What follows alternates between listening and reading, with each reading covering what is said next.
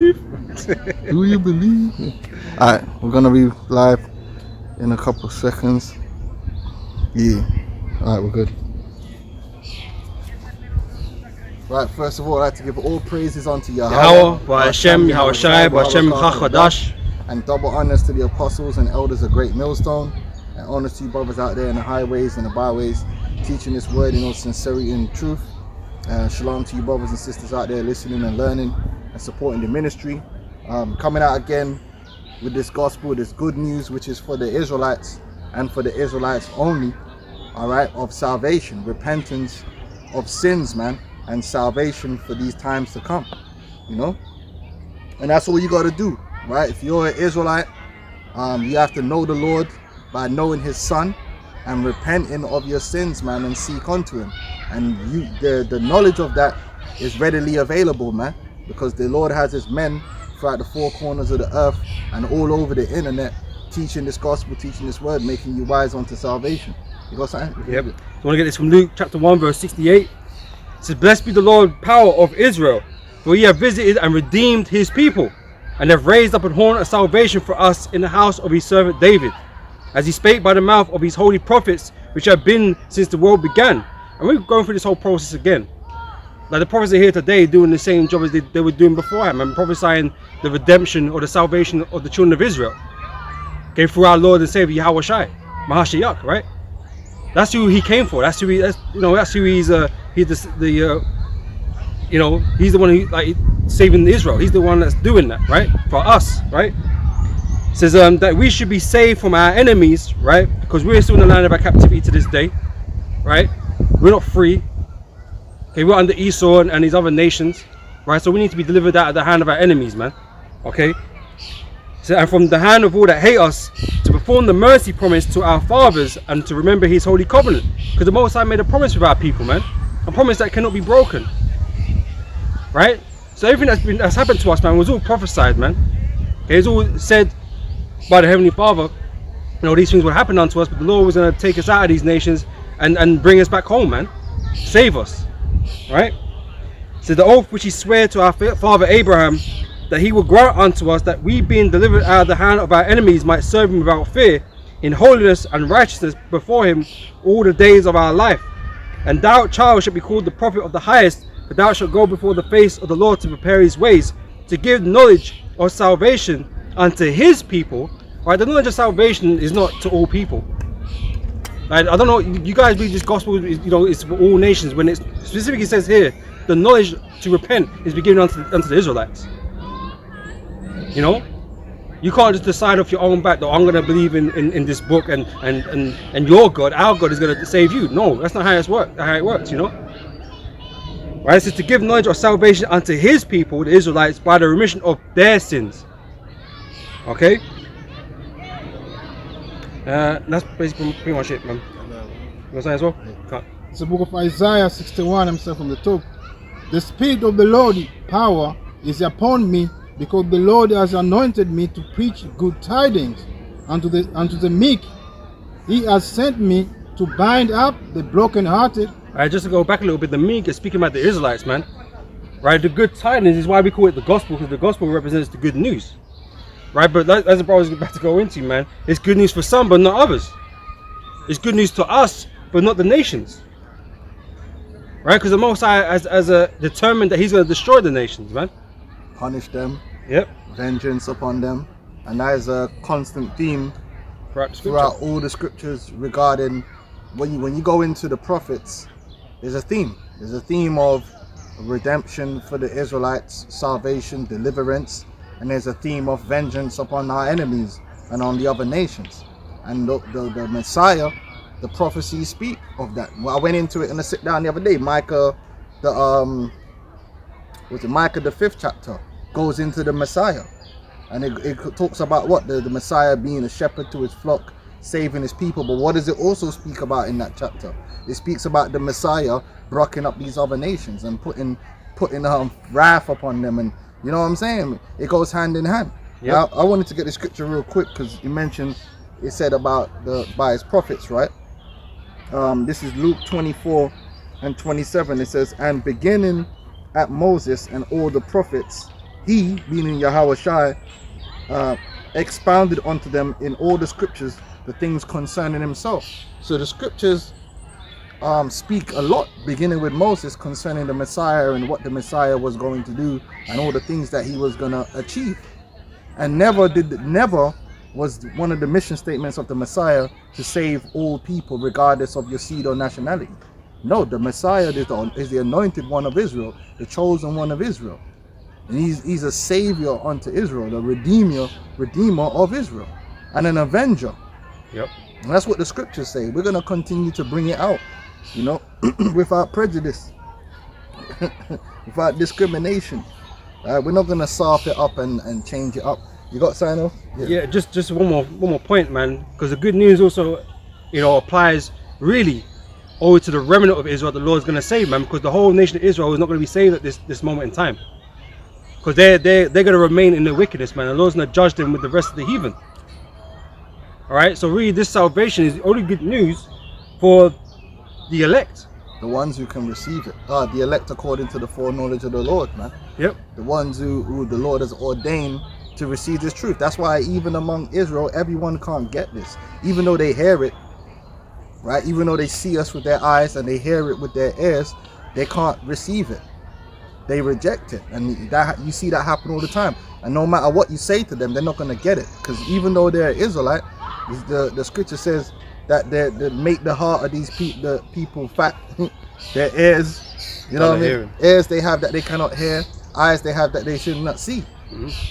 So the majority of our people, what then Israel have not attained that which they seek it for, but the elect have obtained it, and the rest were blinded. Mm-hmm. So even the majority of our people, they're not going to hear this word. How much more say the other nations? Because it's not for them. It never was for them in the very beginning.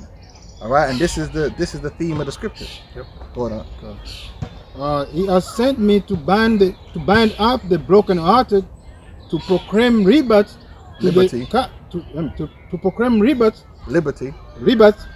To the captives, and the opening of the prison to them that are bound. Right. That now you might think that's not no generic statement. When the Lord made that statement about the captives and about now, are there captives of the other nation? I'm pretty sure I can go throughout. That's what they're like, oh, there's always been slavery. Of course, like even if you go into the Roman Empire, right? Yeah, don't you know that they were slaves of many nations? All nations, yeah. Yeah. But who was the scriptures pertaining? Was it any prisoner? Just any prisoner in the world? That's what the Lord's coming for. No, the captive and the prisoner was talking about the exile, the Israel. Where the captive and the Israel, the prisoner that the Lord was speaking about in those verses. That's the subject matter. And just to throw something on top of that, man, in general, the Most High hasn't got a problem with servitude and slavery, right? The problem is that his children are in slavery.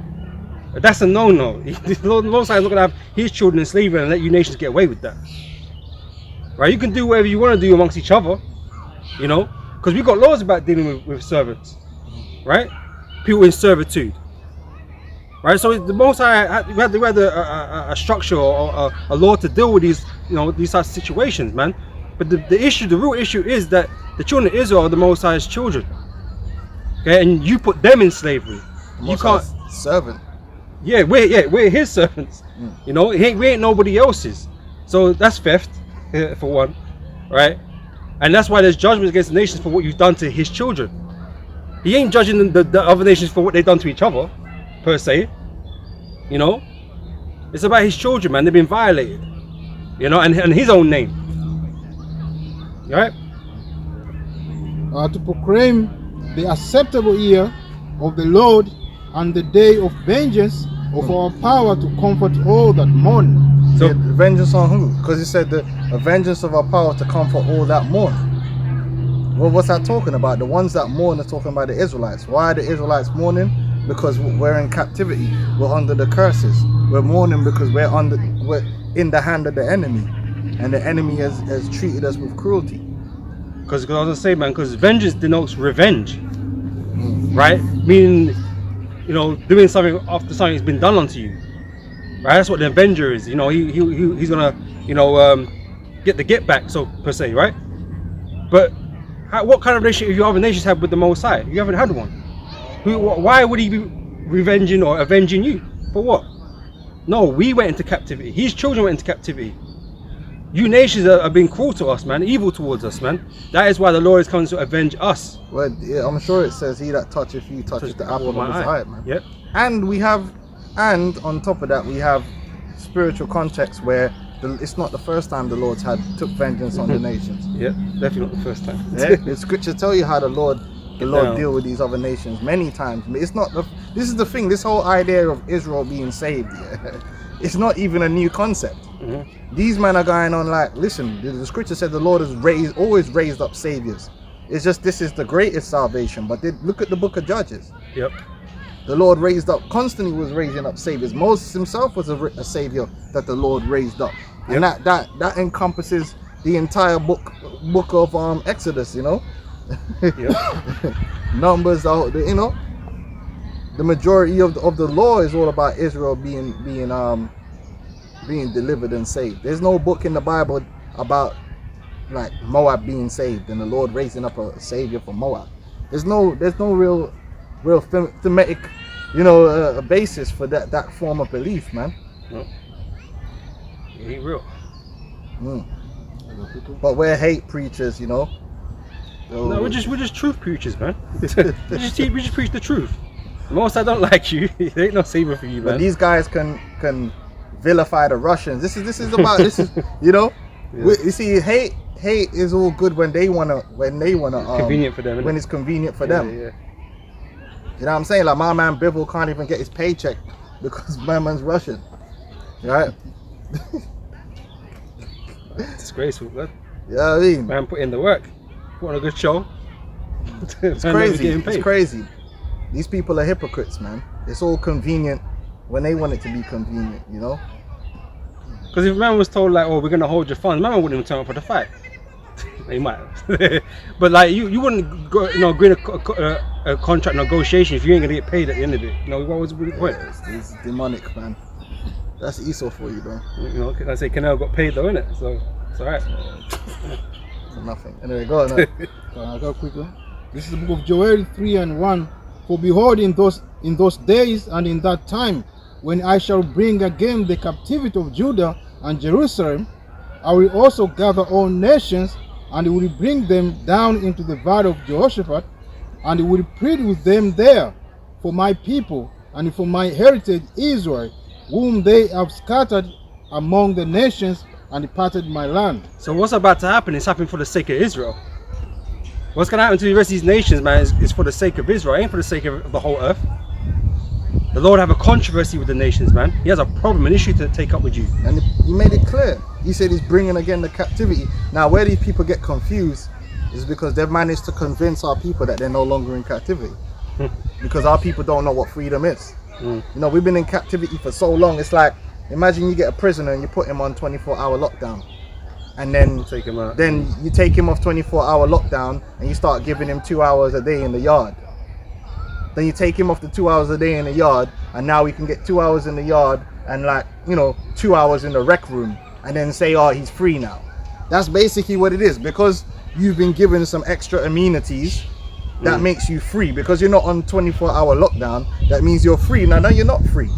You're still underneath the same prison card. You're underneath their system, and they're telling you what to do. Your liberty is not based upon sovereignty of yourself. Your liberty is based upon them. Your so-called freedoms are not your own freedoms. Like, you go back into ancient Israel with David, Israel was ran according to Israel. We had our own laws, we had our own rulers, we had our own kings, we had our own army, and nobody can't tell us nothing. We ain't asking nobody for freedom. We ain't asking nobody for making supplication. Like, if another nation violated, we didn't need to submit a request form. We didn't have to protest. Consult ourselves. We consult, hit the Lord and then bring judgment. That's true sovereignty. You Jakes are not sovereigns. Your citizenry doesn't equal freedom. You're still captivated by the system because you're under another man's authority. Yep. Another nation's authority at that. All the freedoms you claim that you have now and you think life is so good, This, as easy as it was given to you, is as easy as it can be taken away, because you already have no power in this man's society. You don't have no power. Can I just get a quick example? This is just an example, man. You know, this is from Proverbs 22 and 7, right?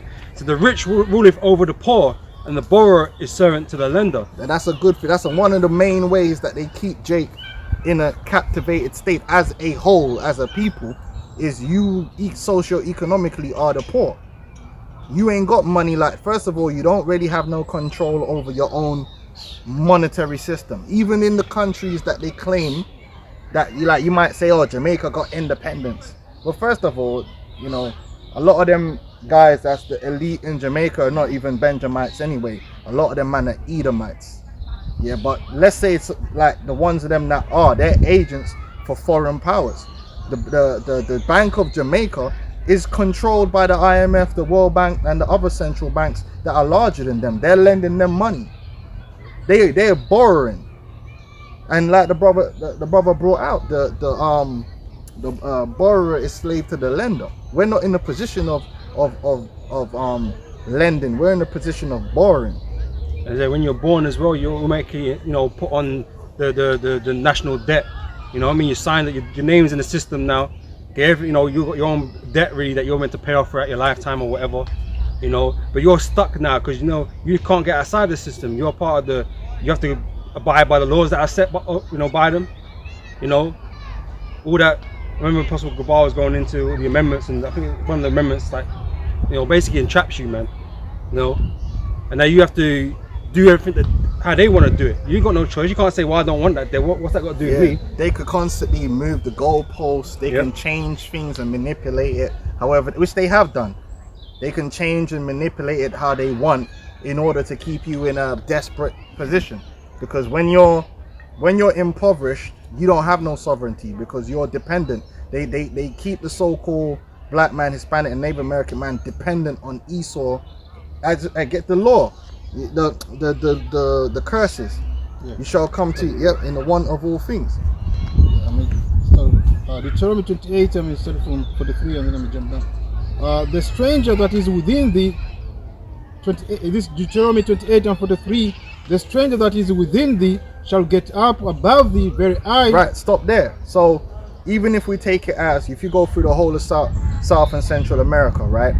When you really break down the socio-economics of South and Central America, the indigenous people aren't the one that really control the majority of the land or control the majority of the wealth. The majority of the land and wealth in all these South American countries is owned by the children of the Spaniards, the Portuguese, and other so-called European nationals that have gone over there over time, like Germans and all these guys. They go over there. These big, massive multinational corporations from the West, they hold sway and power over there in Brazil and Mexico and Colombia and all that. So socio-economically, the elite groups in those countries are not even Jake. They're really like strangers. Right? And then even when you bring it to, like, say, like you go Jamaica and that, right? Like, you got a lot of the Chinese and Elam, they come up above Jake and have their businesses and do what they got to do, right? Here in the UK, like, when you really break it down, Jake doesn't really own or control any industry. They don't have like when you think of Jake and you think like, what does Jake do that Jake dominates? Jake don't really do or dominate anything. Jake might be sportsmen, but they don't own and control the clubs and the clubs and leagues, and they don't own and control the businesses that also make money of the clubs, because the sports entertainment industry is more than just the club. You got to be thinking about Nike and all the sports brands, how much money they're making off it. The patents and the trademarks and patents, trademarks. But they own your image too. They want to sell LeBron t-shirt. They can do that. But if I wanted to sell LeBron t-shirt, I would need permission for that first, you know. And then if LeBron wanted to sell his own t-shirt, even if he owned his own image, he doesn't have a foothold in that industry. This is the whole point. You need the powerhouses of the industry, like the distributors. You don't have the distribution, you don't have the manufacturing. So in the end, you might have a viable product, but how do you get that product to the people? You have to go through Esau. He's the dragon. Like you go do that, you got that Dragon's show Den. Dragon's Den, you got the dragons and you got the little people, and the little people have to come and Mm. even if they got a good idea, even if they got to come to this guy, and this guy knows, well, he can't do nothing without me. I already got money, I already got wealth. If he wants don't to need make you, yeah. anything, okay, I'm gonna take 80%, you take 20. Man's like, what the hell is my idea? It's like, okay, Yeah, I don't need it. what's 20% of what's 100% of nothing? Because that's what you're gonna have, right? So when you really break it down, Jake doesn't really own or control any industry. Like here in the UK, you could look at Elam and you could say, yeah, Elam's locking off the opticians, Elam's locking off pharmacies. You go to a pharmacy, you see nothing but Elam. Steel industry as well. Hmm? I mean, steel industry, iron Steel. industry, iron. Oh yeah, I They know. control iron. I mean, they got industries that they own and control. Jake don't own and control a single industry, even the entertainment industry. Jake doesn't own and control that. That's controlled by higher level umbrella corporations. So we're really the poor, we're really the impoverished, man. When you go statistically, going up. That's why Kanye West is crying a lot. Yeah, all them entertainers, man. You see, they put them out there for Jake to see, and it's like an illusion to make Jake think that they've made it in society. But them guys, it's a false reality because they don't. First of all, they're like the 1% of Jake. You don't want to see the 1% of Esau. The 1% of Jake they got decent money. They might have millions. The 1% of Esau are trillionaires. You see the difference? There's a big difference between the Jake that you think have money and the Edomites that have money. They're on a whole different level because they just got more wealth than Jake. Yeah, a bunch of them you don't even see. You don't even know them. You know, You're not gonna know them because you're gonna know the majority of rich, Jake. rich Israelite. Yeah, Yeah, you're 'cause gonna they're know the entertainers. majority of them because they're always in the TV. They're always out there. You always see them. But these elites of Esau, you don't see most of them. Nah. You could even probably you might name a few, but you wouldn't have to tell the whole bunch of because there's hundreds of thousands of them, millions of them. No? Real elite families that have real power, that their name ring bells, and I don't mean ring bells on no stupid TV show. I'm Yeah. talking about they could go to The any industry. establishment in the world and people have to give them respect. Like, listen, LeBron James gets respect in the entertainment world. He can't go anywhere and really get respect like that. Nah, it's like, look, this guy's a basketballer, man. You know what I'm saying? If you want to sell some t-shirts, we'll call you. Going up. They can't do what the Koch brothers can do, or what George Soros can do, or the Rothschilds. When the Rothschilds go anywhere in the earth, and that name alone opens all the doors. No discussion. Yeah. You know, you see it on your CV, man. I ain't even. You go straight up. Yeah. Man don't even need the CV. You just turn up. Going up. And thou shall come down very low. We should come down very low. That's why, the term ghetto man surrounds Jake. Jake socio-economically are down bad. You know? He shall lend to thee, and thou shalt not lend to him. We don't really lend. Like, we don't control the banks and the lending. We gotta borrow, man. We haven't got no substance. You know, everything we got is credit, man, debt, which is therefore owned by somebody else. And that's how you know that the JOO, they're not the Israelites that the Bible speak of, Mhm. because they control the lending. Now, if they were the Israelites, they wouldn't have control over these banks.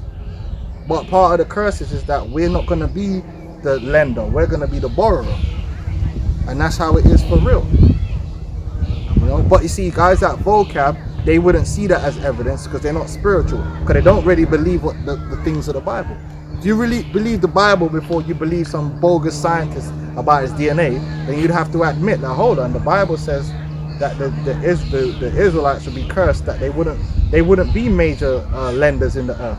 And then you'll have to look at the JOO and be wondering, well, how come if they're the real people of the Lord and they're meant to be under the curses, how come they're always the head of the Federal Reserve Bank, and they're the stakeholders of this bank and that bank, and the Rothschilds, they said the Rothschilds were known as the gods of money, the gods of banking. Yep. And they're a so-called JOO family. How is that possible? Well, the curses don't apply? Exactly. Yeah, you're right, they don't apply. That's why, you know, these curses are a sign unto our people. That's what you're meant to be looking for. Not looking for you know, we speak about endless genealogies and stuff like that, trying to find a way to physically prove that this and that.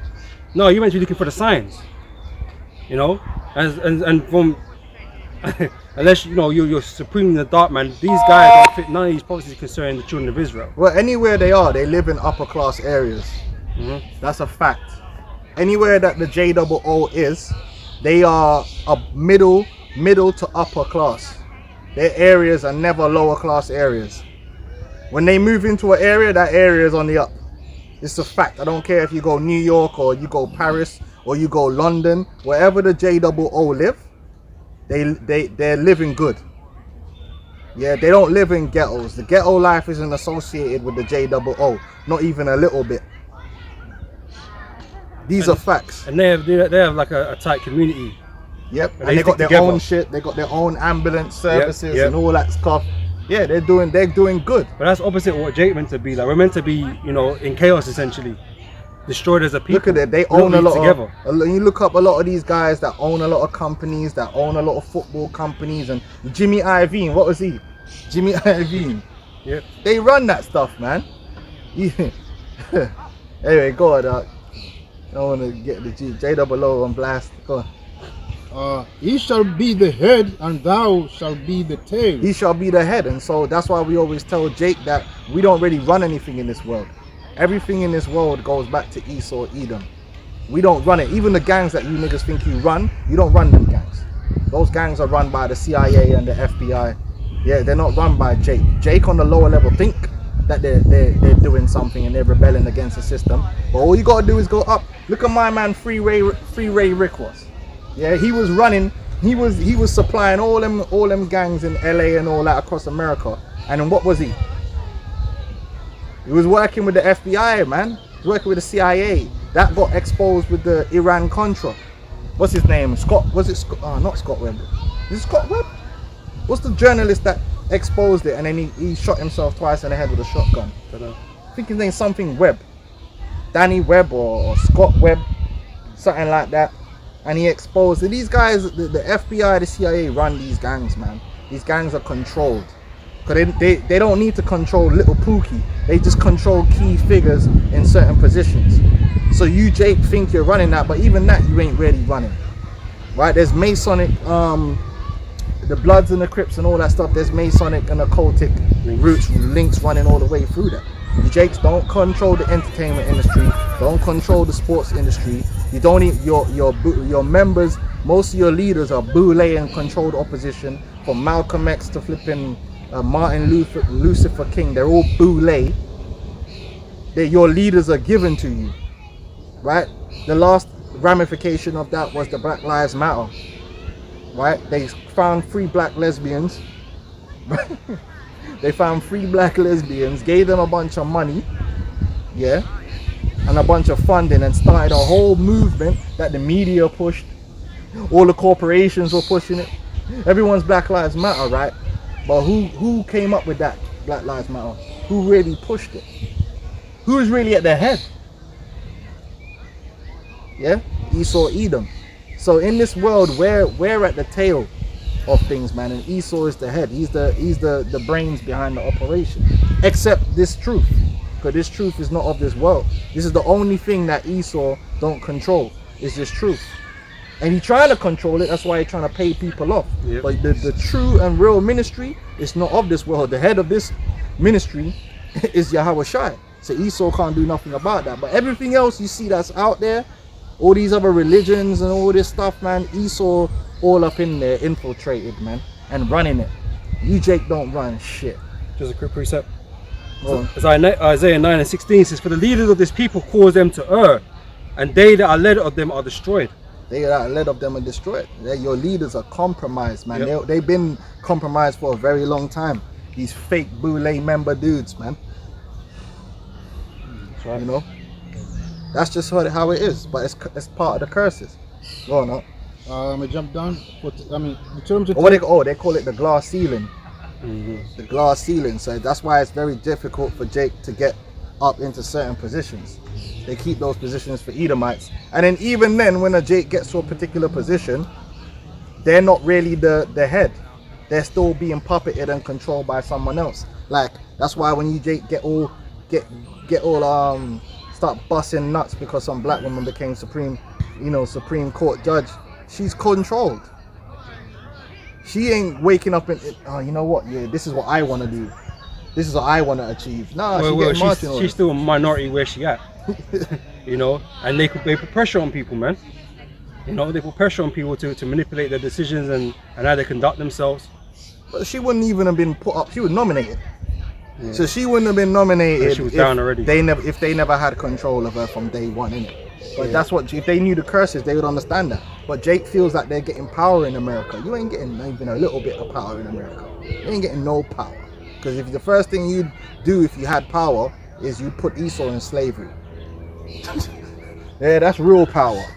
And that's the power we're going to get from Yahweh Shai. We ain't playing no games. How you going to have power and you still nicing up to this guy? Hey, go on now. Can't even get reparations for your people. Where that power at? Deuteronomy 28 and 48. Therefore shalt thou serve thine enemies, which the Lord shall send against thee, in anger, and in thirst, and in nakedness, and in want of all things. Right, everything that you want in life, it goes back to Esau at the end of the day, because he controls these resources. And that's why we're always chasing him. Yep, he controls the money. And he's gonna get worse. He's trying to control the resources and the money even more. That's what this whole Great Reset is all about. It's like, man, these men are all the gatekeepers, man. They hold all the keys, man. So you want to get out of your predicament, being poor and whatever. The only route you can go in this world is through Esau.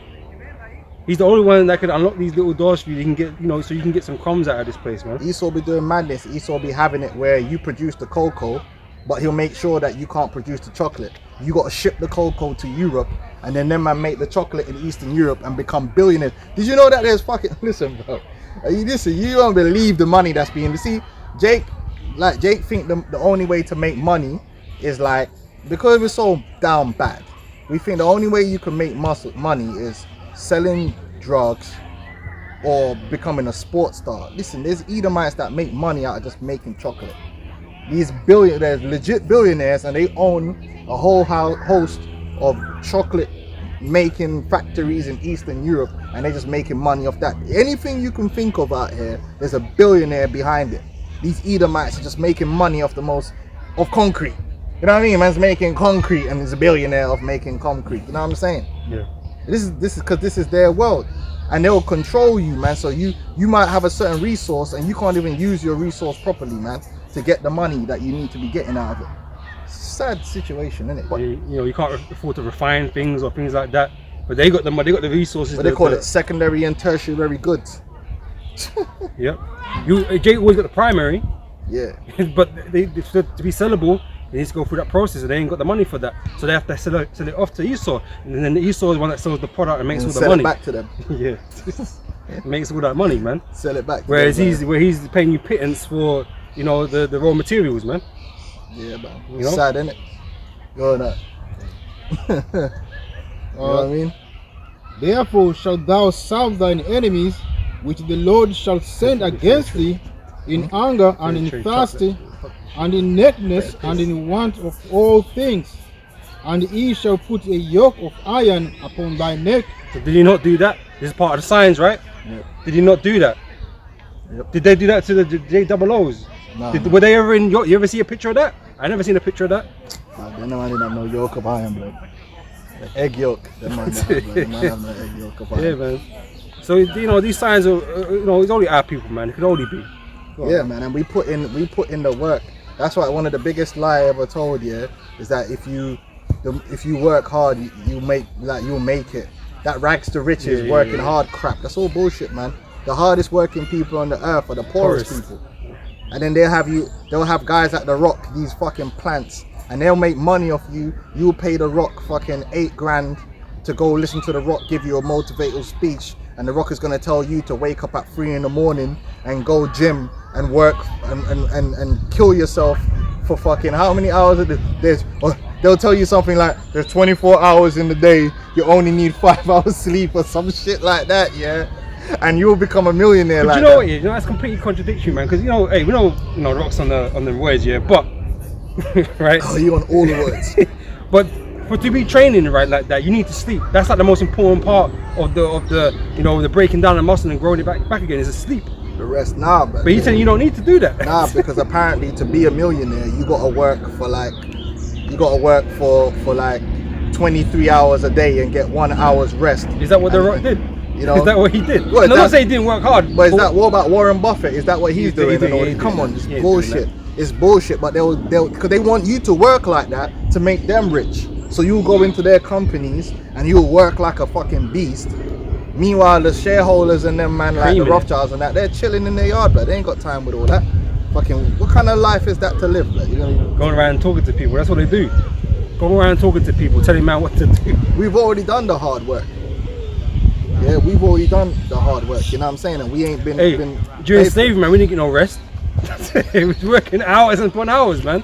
And what did Jake got? Nothing. Well, the actual idea of 24-hour production goes back to the sugar plantations. Yeah, the sugar plantations in the islands are the ones that invented the 24-hour production line, where you got 2 shifts, a night shift and a day shift. Yeah, it weren't the masters working for 24 hours. I mean, it was you fucking idiots, man. Because you was in slavery and you were being exploited. Just like now, Jake is continuously being exploited, man, and people are getting rich off you, man. Richer than any Jake out here, earning any type of money. Kanye doing whatever. He got $1 billion in the bank. Whatever he got right now, man. He ain't got Jake, billion in the bank. Esau is making 10, 100 times more than all of him, man. What he's doing. He got paper wealth. He ain't got actual money in the bank. Yeah. He ain't got liquidity. That's why they get fucked up.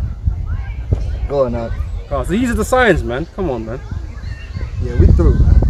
And he shall put the yoke of iron upon thy neck until he have destroyed thee. Right, we've already been from hardcore slavery. We were already broken down and destroyed and put. Basically, we had both our legs broken. We were moving like Batman in the hole, like, spine broken. We'd already been when you got to the point where Esau took the chains off. We were the reason the chains came off because we was already broken and subjugated as a people. We were domesticated. We're so domesticated that Jake don't even know what being free is. That's just how it is. And it's funny, man, because as soon as the chains came off, right, why didn't Jake go mad? Right, because the laws was instated, man. It kind of protected Esau from you rebelling after that, man. But you, Jake, were so severely handicapped at that point, you had no choice but to turn back to master. That's how bad it was. You were mentally destroyed, broken. Because again, you didn't own nothing. You couldn't produce nothing. You couldn't do nothing with the goods. You had to go to Esau because he got everything going on. And that juice as well is we can't understate what happens with the psychological effect of slavery, what it does to that's why Jake is a damaged people, because mentally, like, Jake ain't all the way there, man. We don't have a ruling class mentality at all. We know how to be braggadocious and when it comes to our own people, but in terms of outwardly being manly and outwardly being anything, nah, like Jake don't know how to do any of that. Jake don't know how to be because that was all that usually that gets done through legacy from father to son, but Esau broke that. That's why you'll see that certain Jakes operate differently. Like them Igbo people, the Jake that come from Nigeria, their mentality is different to Jake that come from the West Indies. Completely different. They're more industrious, they're more like sovereign minded, they're more business minded. Why? Because they have a legacy that kind of like unbroken in a way. Like they haven't been damaged as much as what Jake on the islands have been damaged, and it comes from that yoke of iron, man. That yoke of iron will mess you up. Like a prostitute, man, broken in the brothel. So Jeremiah 17:4 says, and thou even thyself shalt discontinue from thine heritage that I gave thee. We've been given a rich heritage, man. But that you can't see that in Jake right now. You don't see that. You see a broken people, man. They don't know that they're royalty. They don't know their inheritances, right? They don't know anything. They're out here trying to be some fabricated. It's sick. Like Jake want to be an American citizen. You know how sick that is. And Esau's just laughing like, yo, these dudes are happy just to be American citizens. Like, what does that even mean? Jake could be out there going, USA. Yeah, USA. Giving over to an idea. You know what I mean? Like, don't. I love this. I love me some America. I love America. I know, hey, we making fun of these, but hey, you got Jakes over here in the UK on the same tip. I'm British now. I'm black British. Yeah, I'm the same as you. yeah, I'm black British, yeah, and they're fighting for more to be part of this man's system. And Esau's laughing like, is that what you're fighting for? You want to be part of a system of control. And Esau's still looking at it sideways anyway. Esau's like, yeah, you're British, ain't you? Yeah. It's like putting. But who's here first? You know that, right? It's like telling a monkey he's British. Like, yeah, you just humouring him. Like, yeah, whatever. Go on, This is sorry, orange fishes, yeah. This is and thou even thyself shalt discontinue from thine heritage that I gave thee, and I will cause thee to serve thine enemies in a land which thou knowest not. So we're serving our enemies. Like we like I said, all these industries are owned and controlled by Esau. He's controlling which way the industry is going. You know, the laws that govern that industry all goes back to Esau, and we're basically human resources. Yeah. That's what Jake is in this society, is a human resource. Yeah, that's why you got a HR department, and you file to see. Esau will either put you on the rubbish heap, which is unemployment. When you're unemployed, you're just a human resource that is not needed by the economy at this moment in time. And while you're on unemployment, you can't do nothing for yourself.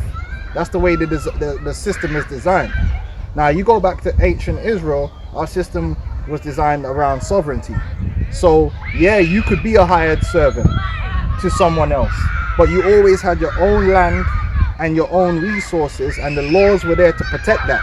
So even if you fell into a bad way, you fell into debt, again, we wouldn't be overcome by debt, because you have the year of the release and all these things. So you could never be crushed by debt to the point where you're completely down and bad forever. And even if you got into a situation where you had to sell your land to get back on your feet, there's a way for you that you would always retain that land back to yourself. Now with that land and with your family, your human resources, you could put that to work and work for yourself and build up your farming, or build up whatever industry you want to do and make it work from there. When you're in this man's society now, you really don't have that many options, because you're starting with nothing. Yeah, your base is nothing. Like the 99% of Jake, when you want to do anything, you have to borrow money from someone else, and even then it ain't that much money, so you're already under pressure. That's why 50% of businesses fail. And then I can guarantee you among Jake it's more than 50%. Because whereas you might get Edomite that he's got loads of cash in the reserves, he can make a loss for 3-4 years until he starts making profit. Jake can't do that. You understand what I'm saying? Jake ain't got nothing to rely on. So when Jake loses his job, what's his next course of action? He got to go looking for another job. He can't say, well, you know what, I'm just going to farm my land, I'm going to work for my family, what they call a family business. There is no family business. Jake's family business is getting a job. Your dad got a job, your mom got a job, your sister got a job, and you got a job. And when you ain't got jobs, you're sitting at home unemployed, sitting on the shelf, and then Esau might pass you off some welfare until the economy decides that you could get a job. But then even then, it's what's available, so you might have to end up working at McDonald's. That's what the economy had for you. Yep. And that's the reality of what we are. We are servants in the society, and it doesn't matter how much your job pays. At the end of the day, a job is a job. So if you get a good job, it's still servitude. Oh, I'm on 100 grand a year. Yeah, okay, but it's still a job, isn't it? Who's in the time? And Esau's gonna take his pay cut, his tax out of you. Yeah. Now you might think, oh, that's everyone, but let me tell you something. The elites and the ones below them don't pay no tax. They have ways that they've designed for them to avoid taxes. You can't. That shit comes straight out of your fucking paycheck. Well, was it one of these, was it one of the Rothschilds or the Rockefellers or whatever? They said, I don't care who makes the laws. If I give you the money, I care not who makes the laws. Because they're above the laws, man. Yeah. They get to dictate who brings these laws into play. So they usually get exempt from stuff, man, because they can have it that way. Corporate welfare. A lot of these puppet billionaires like Elon Musk, a lot of their money comes from what? Government contracts. So they redistribute the money to their friends. You know what I mean? Like, and that's how they do a lot of the dirty work that they do, man. Like right now, they're sending that 40 billion to Ukraine. Man, that money's wish-washing and going straight to some elites. They're taking the taxpayer money and they're 40 billion in aid to, and they got their brethren. Right, Raytheon. Raytheon, or they're just making a killing like they did with the masks here in the UK. Yeah. Man's cousin is bringing in the masks. Anyway, that's how it works, man. Jake ain't getting none of that. What's his name? What's the other pussy that built all them damn Formula One? Eccleston. Eccleston. He didn't use his own money. He used government money to build those tracks and became a billionaire. That's how it works, man. Bullshit. I could have done that. You give me fucking 100 billion, I can build you a racetrack and take 50 of it for myself. Go on, out. This is the book of James. We start from the top. Go to now, ye rich men, weep and howl for your miseries that shall come upon you. Your riches are corrupted, and your garments are moth-eaten. Right, the reason why their riches are corrupted because this whole society is based upon scamming and defrauding people. The whole society from top down. It's all designed around scamming and defrauding, and there's this veneer of checks and balances and laws, but it's all a big game. It's all a big game. The entire monetary system, fraud. These mans are handing out billions to their friends on 0.0 what. Imagine, listen, if a man gave me like 10 billion at 0.1 interest rate, yeah. Somebody's free money, bro. Bro, it is. It's free money there. So they're giving all their brethren this money. Straight away, that's inflating the currency, right? They're taking that money straight away. They're going and buying stocks with that money. They're going and lending that money out at like 30% interest. Bro, you winning. You winning. Like, it's just they are laughing. These Edomites that's at the top are absolutely playing a rigged game. They manipulate all the markets, they manipulate the media, they know when shit's gonna go down, they know when it's gonna go up. It's like playing at a casino and you control all the machines. It's exactly what it is. It's a casino and the house is always winning. And they're just laughing. They're laughing. Everything's a scam. Oh yeah, I want to make this product. Listen, let me go tell my brethren who's in government. He will make sure that the inspectors don't turn up. That's what they do with the big farm. The big farms, the inspectors will turn up once a year. They'll know when they're turning up. The little farmer man will turn up 10 times a year, get you on some violation and get you fined. On a random, come around randomly. Yeah, it's how it works, man. It's all a big scam, this world, man. Tax evasion, yeah, they get away with it. They do it all the time. You try and the IRS is on your ass. IRS is on you. Let you try avoiding some tax. You're going to jail. Wesley Snipes, all these guys. Go on. It's James chapter 2 verse 6. It says, but ye have despised the poor. Do not rich men oppress you and draw you before the judgment seats. Yeah. There's all kind of punishments for you don't abide by the laws that they make, but they got ways of getting around it because they're in a position to be able to. Yeah, man. They got the DA power in the pocket. The DAs, and it goes back to ancient Rome. The system of ancient Rome was a fraud. So you had like the plebs, and the patricians. And the patricians were your elite founding families, and your plebs were supposed to represent the common man, the working class. Now, what did they do in Rome? In Rome, they went out conquering, fleeced as much as they could from the neighboring nations, brought back a bunch of slaves. But when they brought back the slaves, what that did was it caused unemployment, because the average Roman didn't have no slaves. They were working in the field. But if the patricians are bringing in slaves, now they can basically not pay the slaves cheaper labor, so their profits go up. So they're making profit. Fire your ass, right? And that's why when you go back to ancient Rome, you had the same issues that you have now. People were complaining about immigration, complaining about unemployment, and that's why they have to start handing out bread and circus. Basically, the elites were just sucking the system dry like a giant parasite, man. Clipping coins. Clipping the coins down, inflating the coins, just sucking everything dry, right? And then so the Senate was supposed to be a balance. Now, check this out. If we lived in a society that's a democracy, use logic now. Let's use logic. The majority of the population are the poor. Yeah? That's logical, right? Yep. Now, we're supposed to be living in a democracy, right? So basically, the poor have the largest vote. So how is it that the rich are getting, the policies that are coming into play, right, are making the rich richer and the poor poorer? when the poor have the largest vote. Logic would tell you that if this system was an actual democracy, then the poor people would be voting for policies that increase their wealth and decreases the wealth of the rich. But what do we find happens in reality? That no matter whether it's the pleb or the patrician, or whether it's the Democrat or Republican, the super elite and the guys below them are getting richer and the poor's getting poorer. Because why? They're passing policies that is doing that. So it's a scam. It's an absolute scam. The whole system is a lie. It's a scam. And it was like that in Rome, and that's why Rome imploded on itself. Because when they were passing the laws in Rome, the laws were always passed in the favor of the patrician families. Simple as that. Because in this day now, it's probably the same that then they've all got invested interest in different things, man. So they're all trying to get themselves ahead. Because these, you know, we got Labour here, right?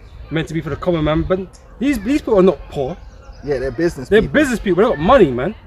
I mean, their head is right, Lord Starmer, bro. As a lord, you might know what level he's on. You know, he's got money.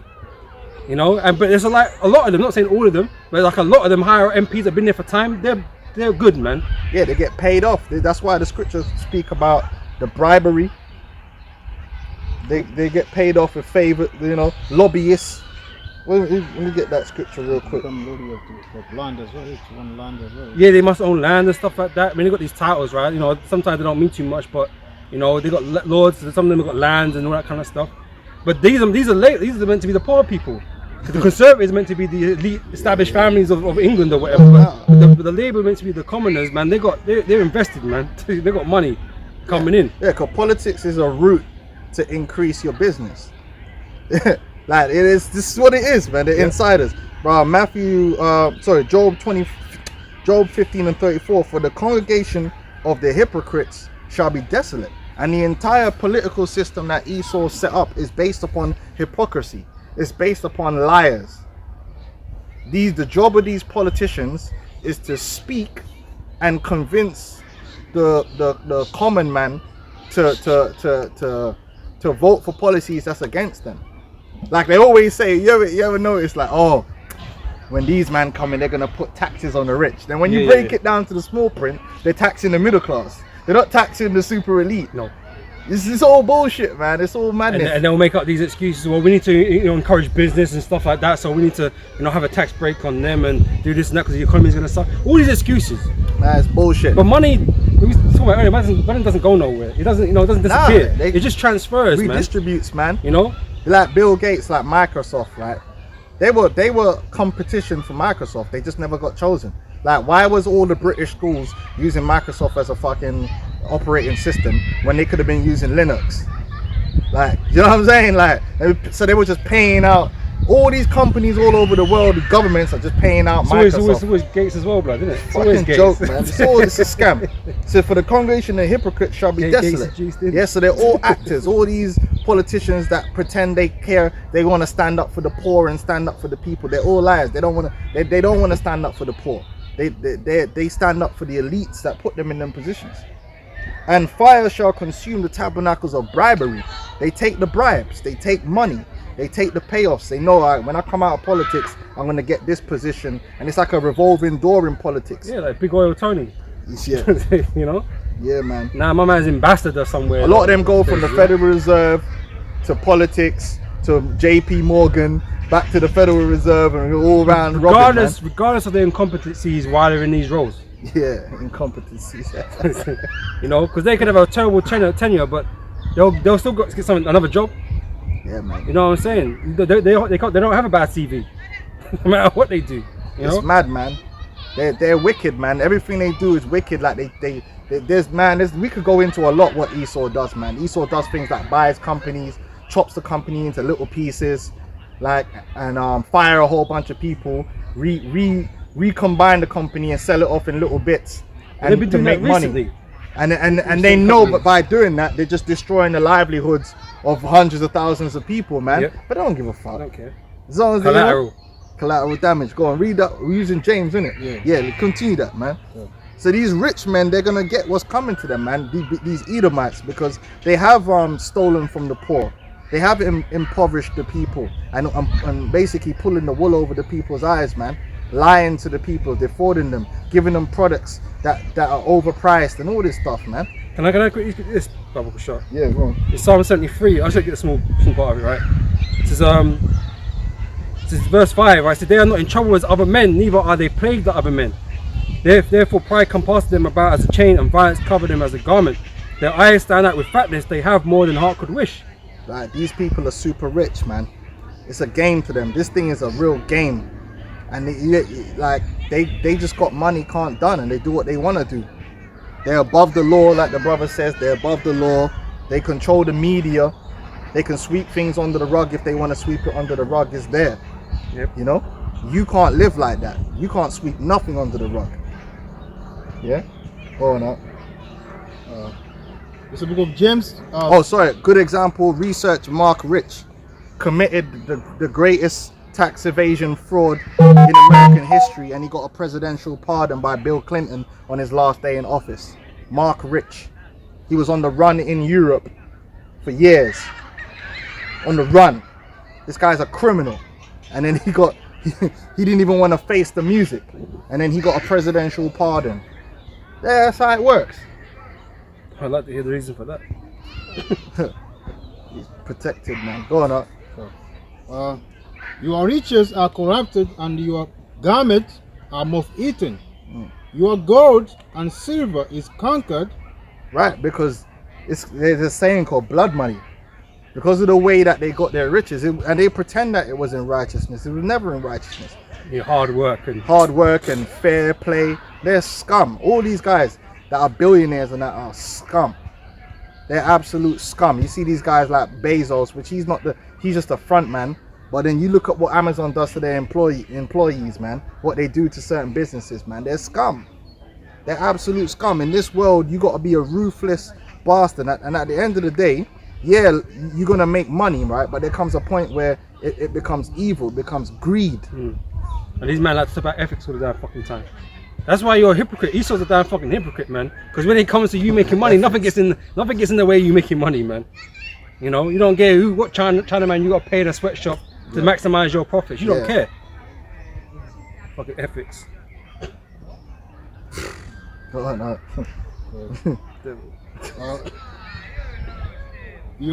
Your gold and silver is conquered, and the last of them shall be a witness against you, and shall eat your flesh as it were fire. Ye have heaped treasure together for the last days. Right, it's beginning with these elites. These men have got so much here that you couldn't really put it into words. You got to remember that these men have been amassing gold and silver and treasures from all around the world. These elite families for hundreds of years. You man see these Johnny come lately dons and you think like Elon Musk. First of all, Elon Musk, right? Elon Musk is not fucking really rich. He's rich on paper, meaning he owns stocks in a company that's valued at a particular price. But he isn't like, when you're talking about the Rothschilds, they are fucking rich, meaning they have vast assets of varying assets. They got gold, they got silver, they got assets that don't really even have a value. You know what I'm saying? They got assets that you can't really put a value on the damn asset. Can't sell it. Because it's like too valuable. it's too much. They got land that, you know what I'm saying? They can print money if they want to. Well, you put a price on that, put a value on that. They own stocks, they own all these things. But the thing is about guys that like Elon Musk is, he owns stocks in a couple companies. But those stocks, he can't sell all those stocks that he has. So you might value him at like $1 billion, right? But he can't sell those stocks that he has all in one go for $1 billion. It ain't gonna work. As soon as he starts selling, dumping, the valuation is gonna go down. So these dudes are not real elite level money. The real elite level money, these guys have been amassing wealth back when sugar was moving like crack. And people don't even realize that. People don't realize that like sugar was like crack cocaine. People were highly addicted to it and it was very expensive. They were making bank.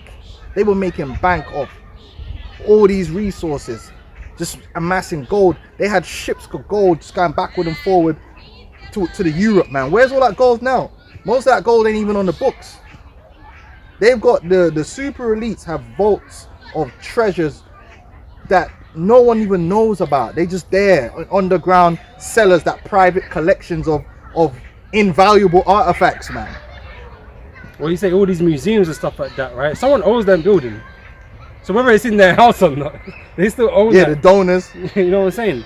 They They still got- own what's inside it. And they got private collections. Whenever they look for them, like shipwrecks, you see them, they value some of these shipwrecks billions of fucking dollars. One ship. How many ships were going backward and forward? Yeah. So these elites, man, they got money that people just they can't comprehend in terms of value, in terms of actual wealth. Forget money, actual things that they own. Their wealth is innumerable. And then, you know, factoring inflation, things like that. It's just mega, man. It's mega. They got fucking. You watch that gold program where they prospect for gold. There's places in South America that they own the land. They've not even started excavating it for gold. You could go to them and say, look, man, I'll come in, I'll bring the equipment, and I'll start mining for the gold, and then I'll give you the. They just got that land just there. Listen, these man on a different level, man. Hey, you know, it sounds like Man City back in the day, innit, man? The man just buy up all the superstars and no one else can buy them, but you know? They got them there on the bench. Yeah, they want the holdings, man. They don't want no one else getting that riches. They got it for themselves. They got even a if they're lot. not ready to take They got opportunity of that. so much, and a lot of people have the paper version. So like in the silver markets, a lot of people have silver certificates, but they don't actually have the silver. Because hey, you got Or land, gold. you got land that's sitting on gold or whatever, or oil, or whatever. That ain't gonna be on the Forbes list. Yeah. They ain't gonna be on the Forbes list. I'm glad you mentioned the Forbes list. You know? You have to declare your wealth to be on the Forbes list. So that Forbes rich list is just another witchcraft. So Yeah. look, this guy's the richest guy in the. They ain't. He ain't no fucking rich guy. Come on, man. Can I read something quickly? Yeah, go on. Proverbs 15:6. In the house of the righteous is much treasure, but in the revenues of the wicked is trouble. Right, because all that wickedness that they do in the world to gain these riches, all the skullduggery and the lying and the defraudment that they do, the scamming that they do, it's all gonna come back to them because they're gonna be judged. They say their riches that they got is a testament against them, because it's evident that they stole it. Them man have got jewels and all kinds of things from all the different countries. No, they don't want to give it back. You know, refuse to. You know, so but it's a testament to the things that they've done on the earth, man, and who they stole it from. Yep. Behold the hire of the laborers who have reaped down your field, which is of you kept back by fraud, cries. By fraud. This entire monetary system is fraudulent and it's designed for basically to create your income like a bag of holes, which to keep you in your socio-economic strata. That's why most people don't leave the socio-economic strata that their parents were in, or they might go up one, but then in a generation or two they go back down, because there's pressures that they build into society to keep you on a particular level, like the movie Time, you know. Well, like I that said, movie with Justin Timberlake. it was like we were saying earlier, man. You know these middle classes now. Their families might have been middle class for a while, but look at it now, man. They man are losing jobs. They're losing their houses and all that kind of stuff. They're getting put back into the lower class. Some man. of them are only been middle class for one generation. Yeah. But it's a big problem, man, because that rich and poor divide is getting larger and larger, man. Because you think Esau's suffering if one of their stores closes down? No, they got a million, 100 more making money for them, and they'll cut off people off. They ain't got to pay them no wages no more. They're gonna save money. But you can't get another job like that, so you're gonna get pushed back into that lower that lower structure, man, being lower class, man, picking jobs at McDonald's and stuff. Yeah. And you can't support yourself in that, so you're gonna lose your house. Family's gonna get broken up because the stress of finances and stuff. Might break up your house, your family and stuff. You get broken down. Sad, man. Sad. Like the next fraud that they're gonna do. That's when Esau wants to ride out with you. Yeah. But Black Lives Matter. Yeah. The 1% and all this stuff. They want to ride out then, because they got his shit right now. Well, it's getting shit for them. They're gonna really get his shit when these bailings happen, right? Because the Esau set up a debt bomb. The derivatives debt bubble is 1.4 quadrillion in worth. 1.4 quadrillion. Like it's the debt bombs of debt bombs. And all of the way they've set the system up is all of these commercial banks are all intertwined and connected for this debt. Like it actually took me fucking about to say about a good 2 months to work out what a credit default swap was. But it's like it's a contagion. So we'll do it basically now between 3 of us. A credit default swap is an insurance policy. So I owe someone some money.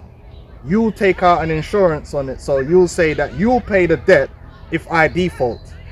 And for that, I'll pay you a premium. So you'll just take that premium. But guess what?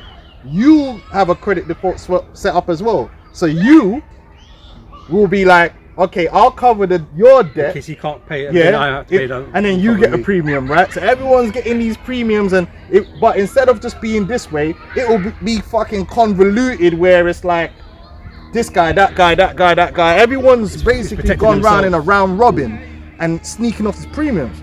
Now what happens is all it takes is for one guy to not be able to pay, and then it's like, oh, okay, well can I get the money? And you'll be like, oh, I actually don't have the money. I just insured you, but I didn't have the money. I've insured too many people. That's why it's a contagion, because you've insured so many people, and then what happens is it becomes a contagion. Oh shit, okay, go to this guy. I need all the money. All you guys that got credit assaults, I need the money. They're like, well, we can't pay you because we got to give money to all these. And then what happens? Boom. All of a sudden, the entire system is insolvent because there was too much debt.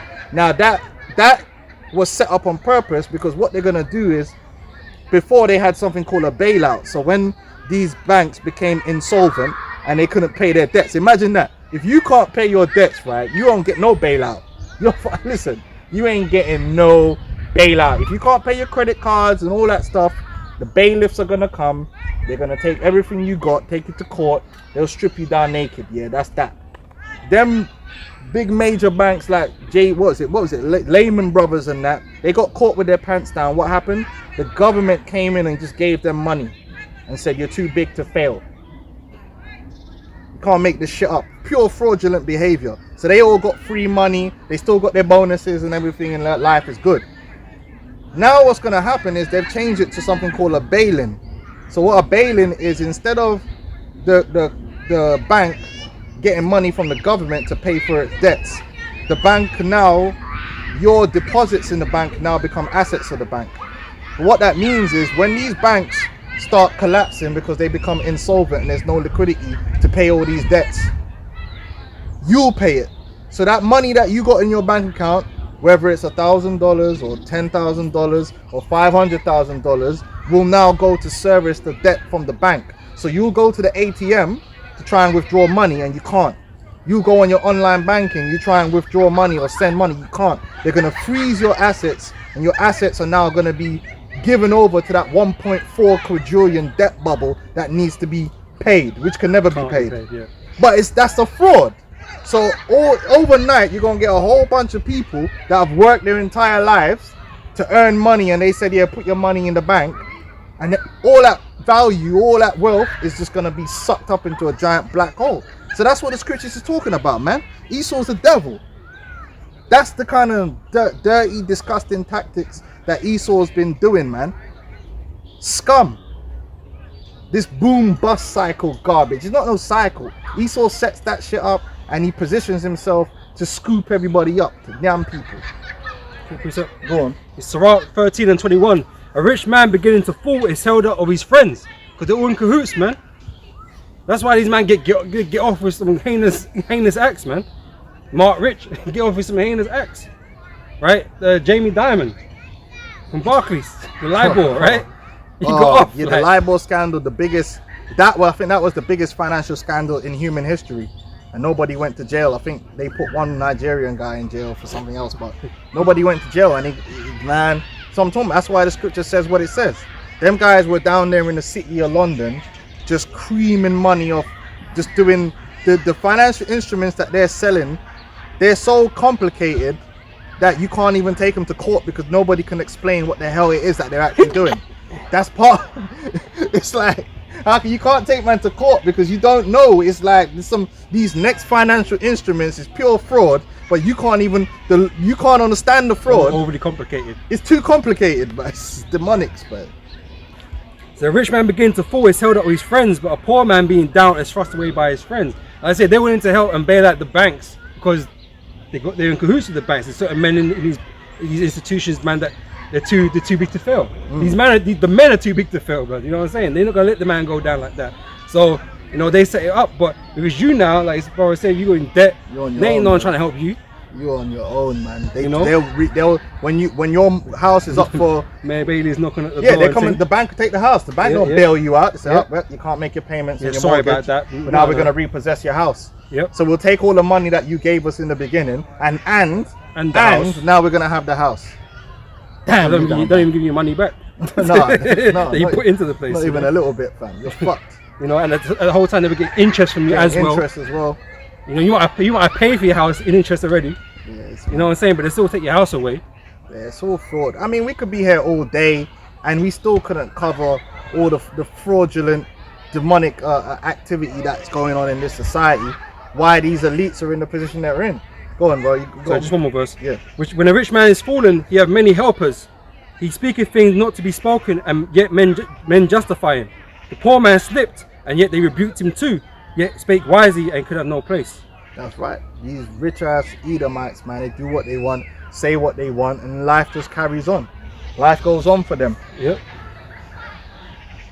Going on. Behold the hire of the laborers who have leaped down your field, which is of you kept back by fraud, cries, and the cries of them which have leaped are entered into the ears of the Lord of Sabaoth. Right, Jake constantly crying because Jake down bad monetarily. Jake struggled. How many Jakes have grown up seeing their mother or their father crying because they can't pay certain bills or getting chased by a loan shark? All kind of madness, man. We all know the pain because we've been there, and we're not supposed to be living like that, generally speaking. But hey, that's the curses. That's what happens when you're under an unjust steward, man. Yeah, no, precept quick. Revelation 2:9 says, I know thy works and tribulation and poverty. Right, we know right now as a people that are in poverty, which is the case. Right, it's well known. Yeah, a lot of our people in South America, living on less than $1 a day. Yep. Oh, they really down bad. And the favelas and all of that, And we've been fortunate, we're not as bad as that, but in the scheme of things, we're poor. Struggling from week to week, month to month, when wherever you're getting paid, you're struggling, paying bills. It's just about putting money in a bag full of holes. You're relying on government housing, man. Yep. Yep. So I know thy works and tribulation and poverty, but thou art rich. The only thing that makes us rich is the fact that we have the Lord. We have these promises, man. That's the only thing that really makes us rich, because we know there's something greater for us on the other side of this, Yeah, all them riches that Esau have is gonna translate over to us, and you're gonna be surprised when you see what Esau really was dealing with. Yep. The amount of gold and silver this man's got hidden away, rubies and jewels and treasures beyond measure. You think Jake was stunting that? These rappers, you think they're stunting that? Wait till we get into the kingdom, man. When's the last time you see a Jake with an emerald necklace? They don't be fucking with emeralds. I remember I was watching one jewelry auction in Monaco. Is it Monaco? What's that place? Is it France? Isn't it Monaco? Monaco's yeah, Monaco. That's a rich boy's playground. And what were they selling there? They weren't selling no platinum fucking chains or no diamond chains. They were selling fucking emeralds. Big fat emeralds on the chain. You know what I'm saying? That's how they be rolling. That's another thing. The lot of that jewelry is fake. That's a scam. And who's the one selling it all? The JOO. That's another scam. You rappers, rappers are getting fleeced. Fake diamonds and all kind of stuff. They bought into the idea that diamonds are rare and precious, and diamonds they're not is as rare the lowest quality of rare stone precious stones. When you get to the elite level, you're dealing with rubies and sapphires and all that kind of stuff. emeralds. And they got, you know, they got simulated diamonds and stuff like that. You know, they can grow them in factories and shit. God damn. So you don't know what the fuck you're buying, really. Yeah. You know, you got a certificate. We don't know where the certificate comes from. You know, you ain't got a clue. Scammers. The JOO's making money. They've always, that diamond industry is an actual racket. And you go over to Belgium, even Amsterdam. Amsterdam has a very famous diamond industry. I went there. There's a diamond museum there. It's the Esau, the Oppenheimers. Yeah. They've been running that racket for a while now. Good money they've made from that. Elon Musk, that's where his family, he didn't his rags to, nah, his family a bunch of diamond connoisseurs as well. So he made his money from in South Africa. They own mines. Making money like it's nothing. Elon Musk, yeah, he lies. Yeah, I generally have about 4 hours of sleep a day. Fuck off, Elon. I beg you, shut the fuck up, man. Fucking 4 hours of sleep. I can operate on that. Fuck off. Prick. Anyway, go on. Yeah, you know I mean, and people listen to that shit and believe that shit. This guy's just working. Oh, he's working so hard. Fuck. Go on. I sleep on the couch in the office. Fuck off, Elon. Anyway, go. James 5:5. Ye have lived in pressure on the. Ye have lived in pressure on the earth, and been wanton. Ye have nourished your heart. Look up the word wanton. See, man, Jake don't know what. Listen, man, Jake don't know how these. And when I say Edomites, I'm talking beginning with the super elite down to like the upper middle class. From the upper middle class upwards, Jake don't know that kind of life. That's a different type of life. That's the type of life where you got that do what you want money, not do what you can afford. There's a difference. You know what I'm saying? There's a difference when you do what you can afford. There's a difference when you go to a restaurant and you got to check what price is the food on the menu. Yeah, if you're doing that, then like, first of all, them man get recommendations, so they know what's good and what ain't good. They ain't got to check. They know like, okay, this person recommended me this restaurant. They don't ask how much is the meal.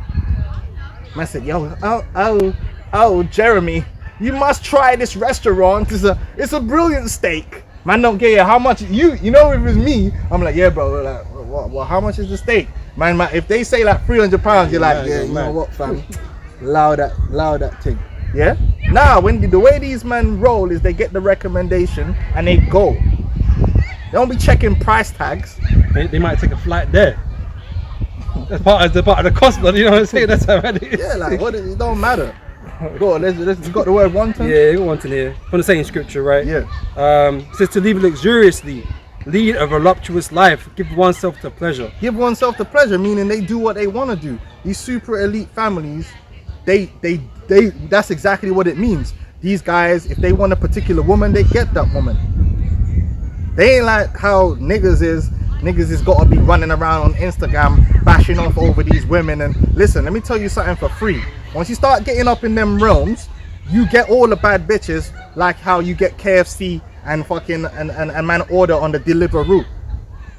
The baddest bitches, like where they go, when they're around, whatever type of woman, even if it's certain other nefarious things they desire, they get that too. I had one brethren that I knew. Man worked security, right? You know, them dodgy security dons, and he said that basically you work your way up in the security world and it's fucking dodgy.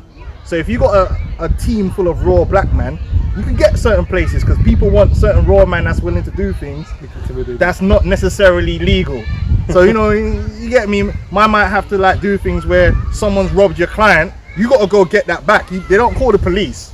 They're expecting you to go get that shit back. So you got to strap up and, you know what I'm saying? Like real security, not how they that's real overtime right there. You got to do the real work, right? You might be doing security for a guy that he really got, you know what I mean? Like mans might come and do something, right? Now one guy said, look, come over to, I think it was Spain. It was Spain. He said, look, the guy, they rent out like one of them mansions. He said all they wanted them to do was work the door. He said they were working the door, him and his brethren, and they got to work the whole weekend, and they roll on and off. So it's like they do shifts because this shit's running 24/7. For the weekend, they're on the door of this mansion. Nothing but fucking Ferraris and all kind of madness turning up outside and parking up and coming in.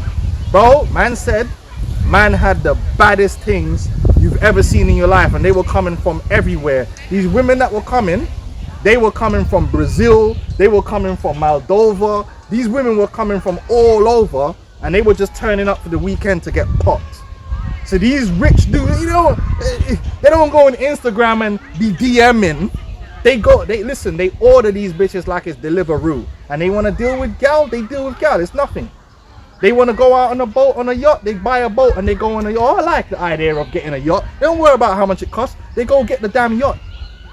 These Edomites live a whole different life to what Jake do. Jake be watching prices and, oh, I don't know if I could. There's nothing which is outside of the realms of the elites when they want to go do something. Whether it's on the other side of the world, it don't matter. They do what they want to do. They live in pleasure. They live according to their eyes, according to their lusts. Nothing is withheld from them. And Jake is envious in this world, man. You know, and so they're always chasing that dream of becoming someone like that.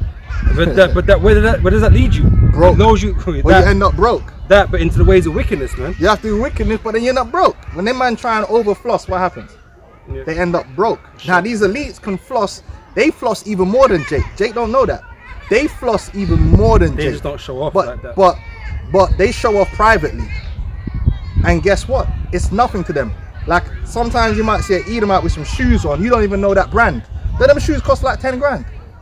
But you only know the brands that on the high street. they show you, like, oh yeah, Gucci and all that stuff. There's brands above that level that you don't know nothing about. That they get pristine stuff. When you're getting things tailor made and made to order and that stuff. They live in luxuriously, man, according to what they want. They're lust, man. Jake don't know nothing about that. Jake don't know about six-star holidays when you feel like it.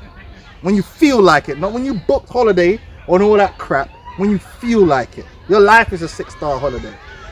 That's how they live, man. Go on. And you got the time off. They ain't grinding like Jake trying to grind. They're free. They don't have to work. They're free. The other people work for them. They're at liberty to do what they want to do when they want to do it. They ain't got to turn up to this place or do that. Financially free. Well, I'm saying, Jake, think about the record contract, but you got to go to the studio, man. Oh, they got to work. You got to be there, man. You got to sweat. But these guys, they can go chill, man. Go on up. Especially the super elites, man. They do what they want to do. Their kids do what they want to do. Yeah, them kids living down there in Chelsea. Their parents are paying for a fucking... It has got money on tap, man. Life's different when you live like that, man. They get speeding tickets and all that. Oh, fuck, man. Man just pay the fines, you know what I mean? Turn up with their Ferrari, just park their Ferrari up, put 20 £100 fines on there. They don't give a fuck. What's fucking 20 grand or whatever? It's nothing. Go on. In my world, that way. Just don't pay it.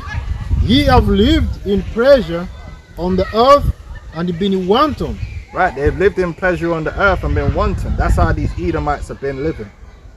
These, especially when you go into the elite, like I said, the elite level, you go into the upper middle class, from millionaire level upwards, which millionaire level, because of inflation, ain't really what it used to be. Multi-millionaire, multi-millionaire level upwards. They've been living good. And even these Edomites that's really been middle and class, they have a certain level, because they do get the 3 holidays a year. They get the winter holiday and they get the summer holiday. And they'll go, them are the mans that can afford to go Disneyland all the time and do all those kind of things. Whereas Jake might, if they're lucky, go Disneyland once. Yeah, save like up in their entire life. Most Jake, when they got to go on holiday, they have to go where they got family. So they don't have to pay. They don't have to pay for a hotel. You know what I'm saying? But they got to go, yeah, their holiday is getting driven from one state to another to go stay with their auntie for the fucking summer. Yep. It's the truth, man. That's why most of them luxury spots, they're not aimed at Jake. The food's not aimed at you. The music's not aimed at you. Even when you go on them bogus little holidays in Europe, the food is all designed for Edomite, because they don't expecting Jake to be there. Hey, well, the evidence is this, man. When you're from these first world countries, like where Jake is at, right? When you go on holiday, and you go to different parts of Europe or You're on your whatever, bro, you look around you, No, Jake, you might be the one of maybe 2 or 3. Yeah, you're finished, man. You know, everybody else is either Mite or someone of that Them nature. Caribbean you know? cruises, because them fuckers are expensive. Yep. Them Caribbean cruises are expensive. You'd be lucky to see a Jake on there, Yeah, you'd be lucky, man. unless the waiter in you. And that'll be once in a lifetime experience for them. Yeah. Where some of these, man, they go on a cruise every year. You know? Yep. Anyway, go on. Let's you don't want to give Esau too much praise for that money. He's the real money man right now. But we're gonna become the money man real soon. We're gonna live like that. We're gonna live where we're gonna have the option to do what we want, and money ain't gonna be a thing. I hate going to a restaurant and looking at the menu price. You know when you get them restaurants and they don't put the prices on the menu when you look online, you're like, Pissed. Anxiety, like, fuck. what the fuck is this, man? Remember when I took my woman to Cosmo one time, like the bill came up to like £50. That ruined my whole meal, blood. I was vexed. Like, raw, I just spent £50 on a meal, blood. What? £50, nothing in the world. You might tip that. Yeah, tip really. Jake can't afford to go no 3-star Michelin. Come on, man. Go on, alright. Hey, but the truth is, like, I know we're trying to carry on, but it's true, man, because the whole Salt Bay thing that was going on, man. But Jake was getting vexed. But if you was rich, man, you wouldn't be getting vexed, trying to show off and shit. Well, guess what? When the bill came back, you weren't happy. Because you don't have the money like that. You don't have it like that, man. £10 for a Red Bull. Anyway, go on.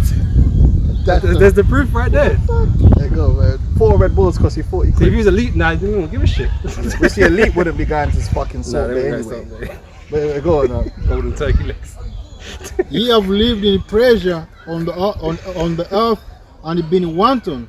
Ye have nourished your heart as in the day of slaughter. They've nourished their heart, man. That's why they have more than the heart could wish.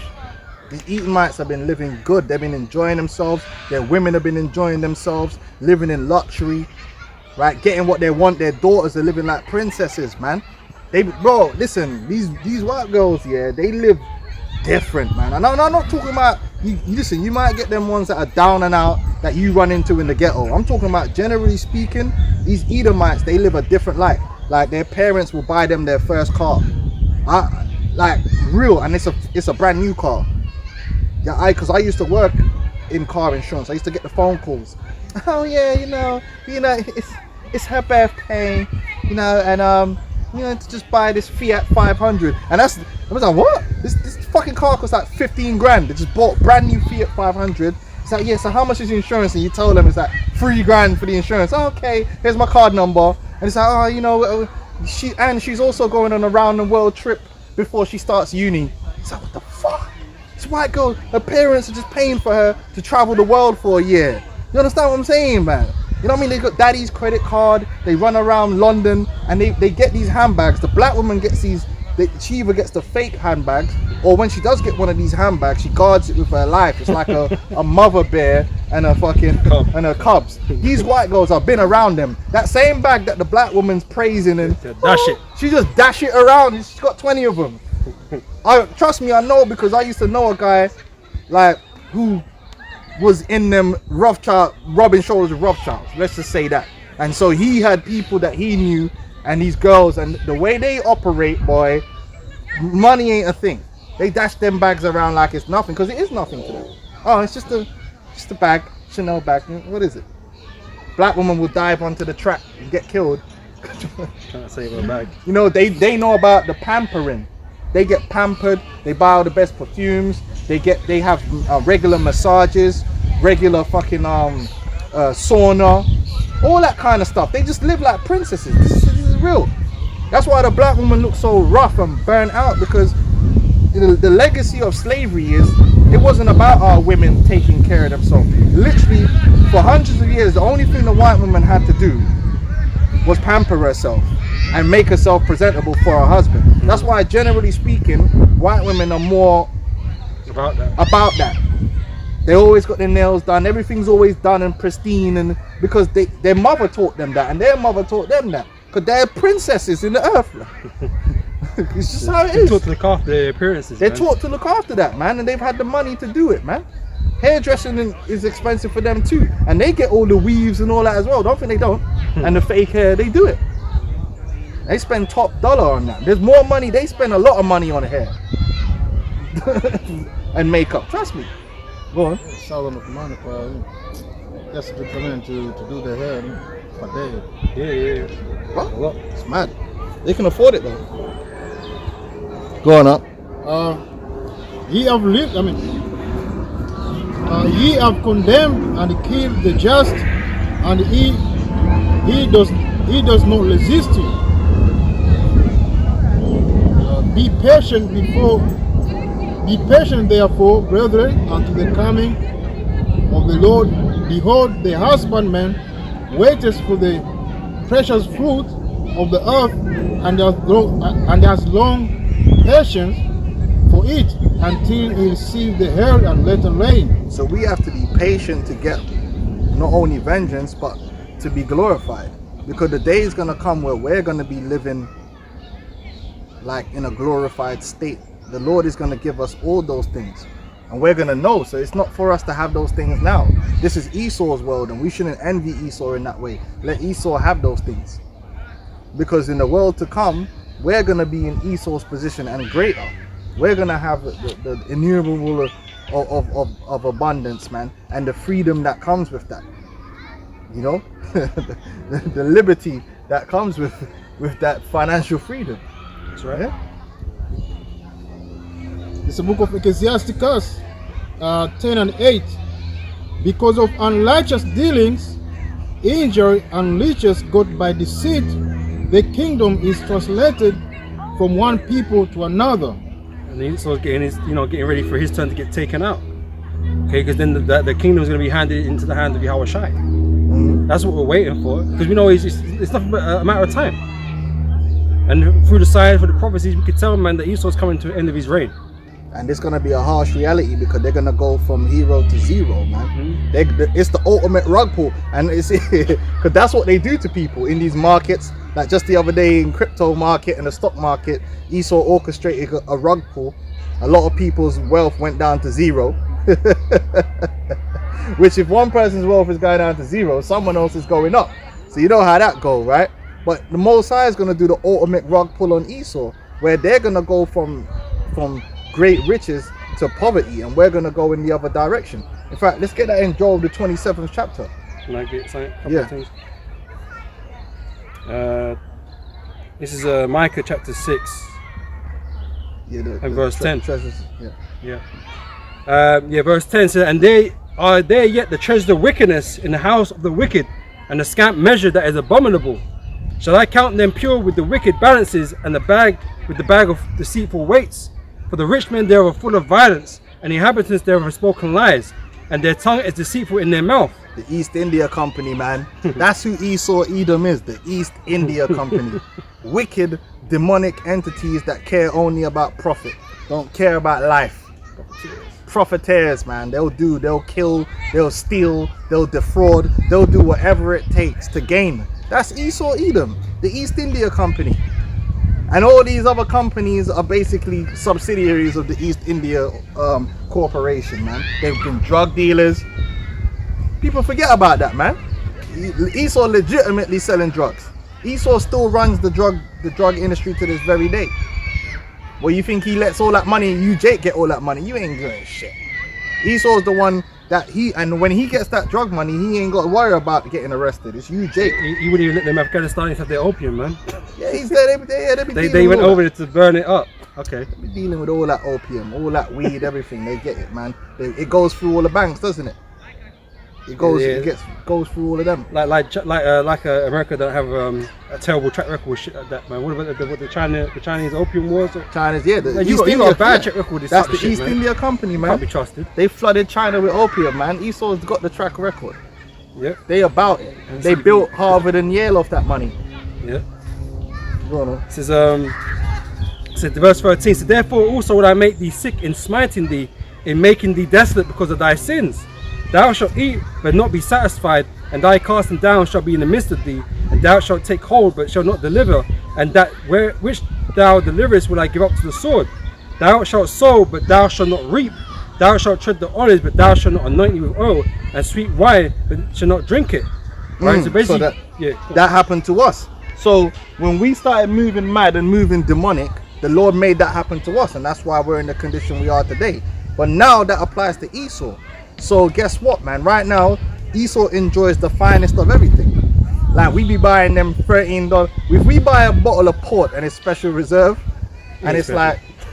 like that's special for us. Yeah. Man, get like a bottle of port and it's like £13. Even better when they put it on deal and it's £9. And you can tell the difference between the standard port that's usually around £7 and the one that's like £14. The £41 is stronger, got fuller flavor, fuller taste, right? Then I see like Mourinho after the game against Man United back in the day with Alex Ferguson, man brought through a bottle of fucking port that was like 500, 300 or 400 pounds. I'm like, God damn. Where'd you even get that? Bro, them Edomites, they own, even the Rothschilds, they own vineyards. So a lot of them have their own vintages that they buy and they own. But you get them expensive ass bottles of wine, exclusive grapes, man. Hey, but you see what that shows though, man. Esau don't waste nothing, right? Because Esau likes to, he likes to put these brands out there, right? So he got, what he gets from the grapes or whatever, he'll put his premium brand out there. He'll sell that for 1,000, whatever. These guys will buy that, and then each grade of wine or grape, they'll drop it down, and they'll have another company do that, produce that wine, and then you get your things like the fucking Hardys and the Echo 4s and that type of shit, right? £5, £6, £7 bottles or whatever they are, But Esau making money of everything, man. Well, naturally. Yeah, of course. But you wouldn't know, like you wouldn't associate some cheap bottle to be through the elites. You wouldn't, But that's what they be doing, man. They don't waste shit, man. Well, they own because the quality of the grape is unique. Well, when you go into winemaking, you can't use any grape to make any wine. That's why wine is very specific. Even if you have the same type of grape, if you grow it in a different vineyard, the wine comes out different. Wine is very particular to not only the type of grape, but the actual land. Even the fake, like you can have the same vineyard, you can have the grapes grown on one side of the hill and the grapes grown on another side of the hill, produce completely, like not completely, but there's a difference in the quality of the wine they produce. That winemaking is one of them ones. So that's why if you buy a vineyard, you gotta know what you're doing, because you might end up buying them goofy, some cheap vintage, right? But yeah, them Edomites, they get to enjoy the finest wines, the finest olive oils, extra virgin quality, the quality stuff, the premium stuff. Yeah, they enjoy that. Now they want to feed you Franken meats, man. Frank, you get to get the lower level crap. Soy meat and shit. Well, guess what? It says in the kingdom of heaven, right? The Edomites, they're gonna be picking the olives, but they're not gonna be partaking in the product. Yep. We're gonna partake in that product. Yeah? They're what else did they say? They're gonna be the wine. They're not gonna be partaking in the wine. They're gonna be out there dressing and pruning, but they're not gonna be drinking none of that vintage. We're gonna drink that. They can't afford. They ain't for them. What else did the scripture say? They're gonna be eating. When they eat, it's gonna be like they weren't given enough food, because they're gonna be given. They're not gonna be able to eat till you're satisfied, because everyone eats different. Some man might eat more than others. In the kingdom, they're gonna be getting them food rations, yeah, and it ain't gonna be no great meals that they're gonna be getting. It's gonna have the essential vitamins and minerals, yeah. Everything nobody needs. It's gonna be boring food, no flavor. Every day the same thing too. That's how they're gonna get fucked up, because it's gonna be repetitive shit, and that shit drives you mad. Yeah, we're gonna be enjoying the grade A, the grade A products, man. Even water, there's super expensive bottles of water that you could buy, man. You know what I'm saying? Bro, there's Edomites out there that they will never drink tap water, blood. Are you crazy? I don't even. Man, there's premium shit out there, but they're not gonna get none of that. They're gonna work to produce it, but they're not gonna get none of that premium. Read that again. Oh, you wanna go back? Yeah. See, that happened to us now. We work to produce the premiums, but we don't get the premium. You want to get from that point again? Or yeah. You read it from top, no, yeah, from the point again. Not be satisfied. Oh, yeah, 14. Yeah. Yeah, it says Micah 6:14 says, "Thou shalt eat, but not be satisfied." Yeah, so you're going to be eating with measure. in the kingdom of heaven. That's how these Edomites are going to be eating. All of them, including the super elites. They're no more of that, oh, you got your own chef and, Yeah. you know what I'm saying?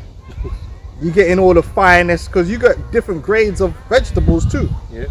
Herbs and, ingredients. Everything wasn't created equal. You get high grade oranges and you get low grade oranges that don't really got no taste.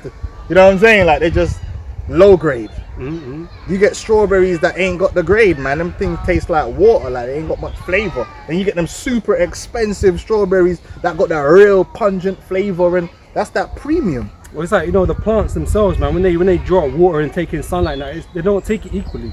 Yeah. You know, it's distributed, how it's distributed, man, but some leaves grow bigger. Some strawberries grow bigger than other strawberries on the same branch. Sweeter. Sweeter and that kind of stuff. So, yeah, nothing really equal, man. So, the stuff that ain't so good, Yeah, that's what they're gonna get, man. Yeah. Hey, like that's what you really pay for. When you go to these 3-star Michelin, their ingredients, they source the ingredients from the top producers, man. But we gonna get all that. Yep. Says, they shall eat. Down bad. They shall eat but not be satisfied, and their casting down shall be in the midst of thee, and thou shalt take hold but shall not deliver, and that which thou deliverest will I give up to the sword. Thou shalt sow but thou shalt not reap. They're gonna sow, but they're gonna reap. Yeah, so they're gonna be putting in the work, but we're gonna reap. We're gonna be receiving the benefits, the goodness, the substance, man. Says, thou shalt tread the olives, but thou shalt not anoint thee with oil.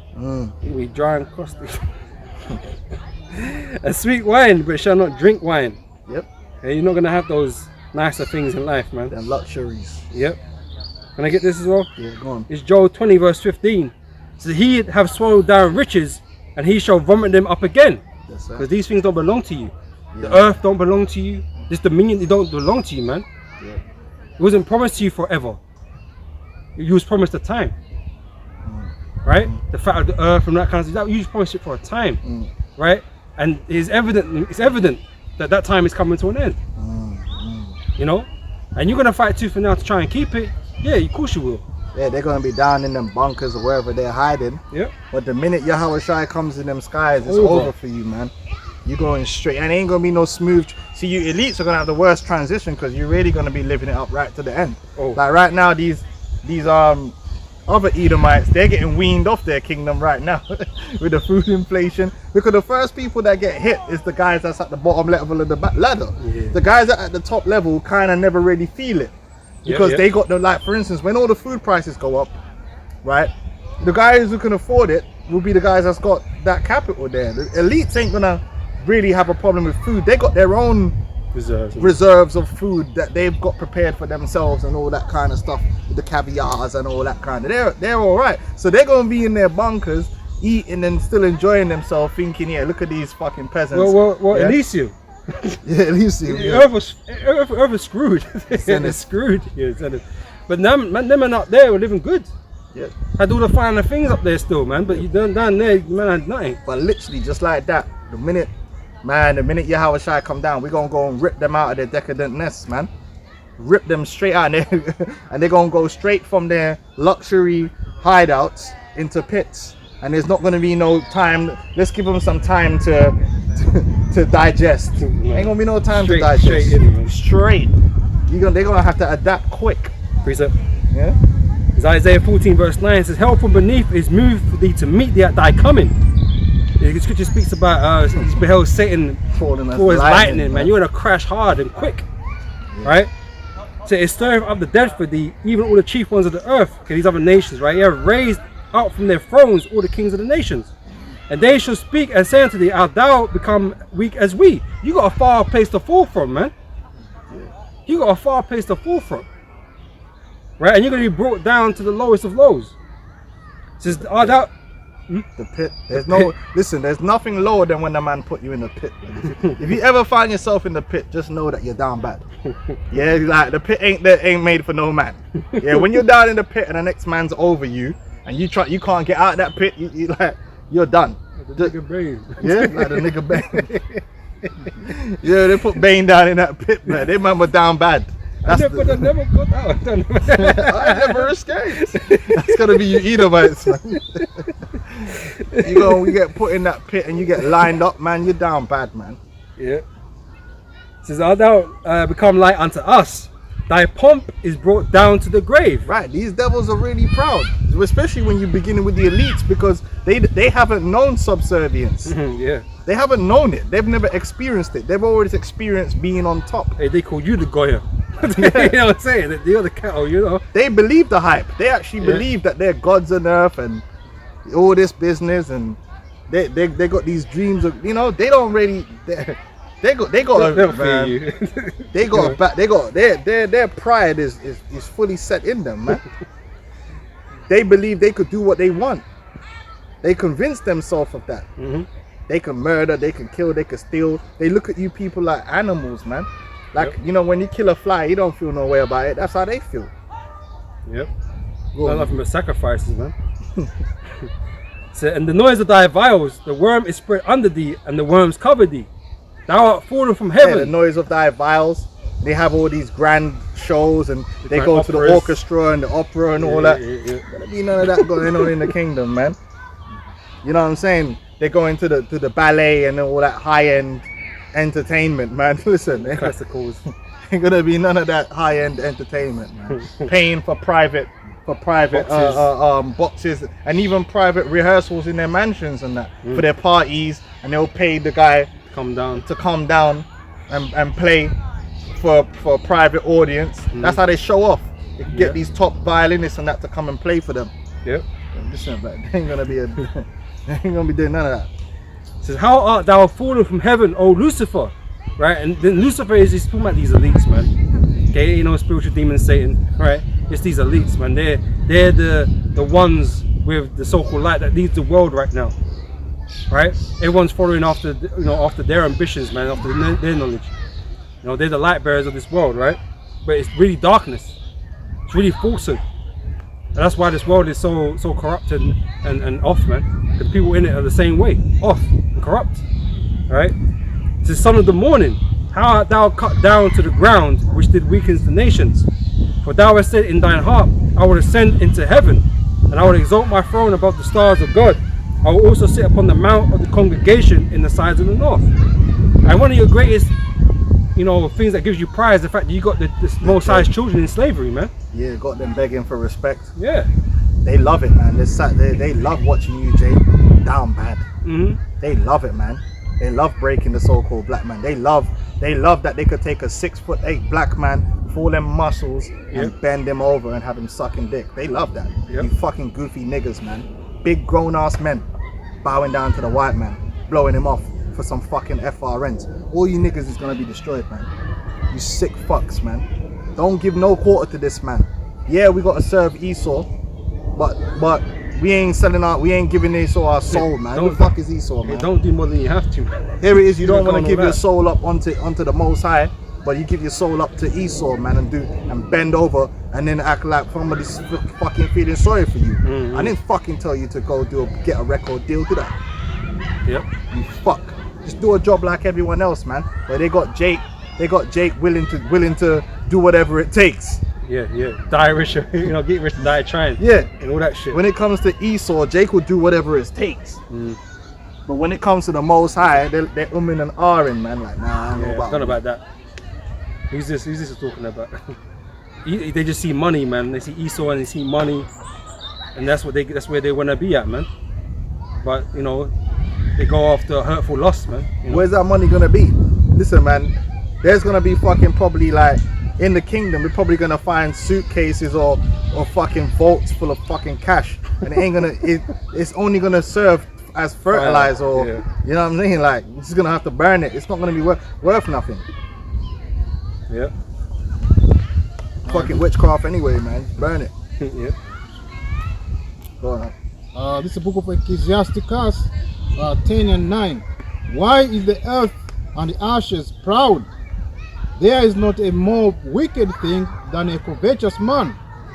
For such an one setteth his own soul to sell, because while he liveth, he casteth away his bowels. Yeah, man, like these dudes are proud. Like, look at the queen, man.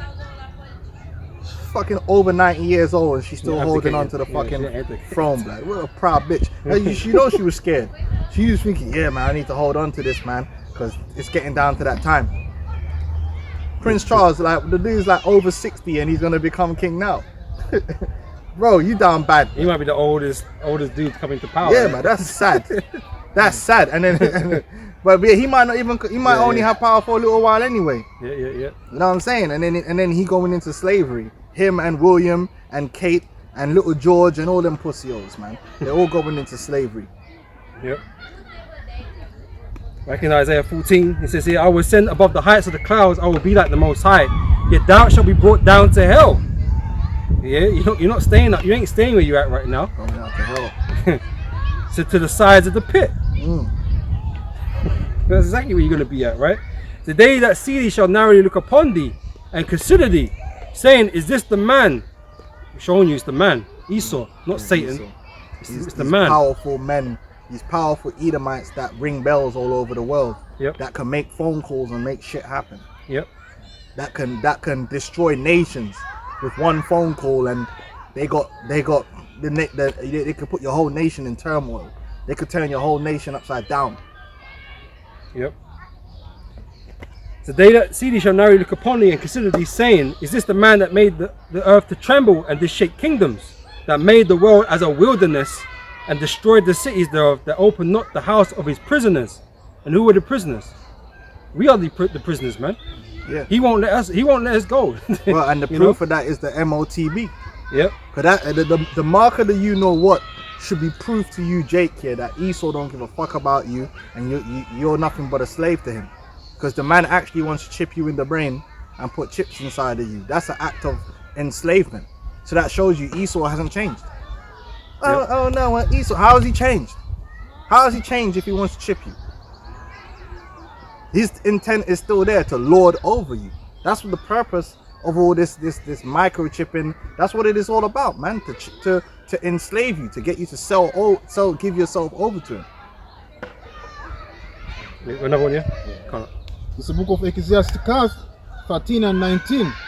At the wide ass is the lion play in the at the wide ass is the lion's prey in the wilderness, so the leech eats up the poor. Yeah. Come on, right? Back in Isaiah 14, it says, verse 19 says, but thou art cast out thy grave like an abominable branch, and as the raiment of those that are slain, thrust through with a sword, that go down to the stones of the pit, as a carcass trodden under feet. Thou shalt not be joined with them in burial, because thou hast destroyed thy land, and slain thy people. The seed of evildoers shall never be renowned. You see, that's why we speak about Esau a lot, because Esau's judgment is special. See, the Lord didn't judge all nations the same. That's why it's very important to identify different nations, right? But they don't want us to do that. But the Edomites, they have a specific judgment which only applies to them. They're specific. That's why you go into Obadiah. There's a book that's dedicated to the Edomites, because the Edomites are the only seed of people that are going to be exterminated from the earth. Can I just say something quickly? Because this, right, it tells you here that the seed of evildoers shall be renowned. And we don't start talking about people, wicked people in general. It's not because they're not connected by seed. You know, it might be from another nation. You've got wicked people everywhere, right? Yeah. It's not people talking about in general. There's a particular seed of evildoers. It's Edomites. It's Edomites. And even now that's beginning to happen, because a lot of their heroes, man, are finding out that these men are fucking devils. Yeah. Rapists. But now they're trying to establish new slave heroes. owners. Yeah. You see what I'm saying? Like, they're like, the old set of heroes are getting burnt, like, so they're like, raw, like, we can't even pull out these men no more, because everyone knows they were like devils, right? Yeah. So you know what? Yeah, we need to bring out these them man there, they're heroes. Nah, none of you Edomites are gonna be renowned. The memorial of you Edomites won't be, because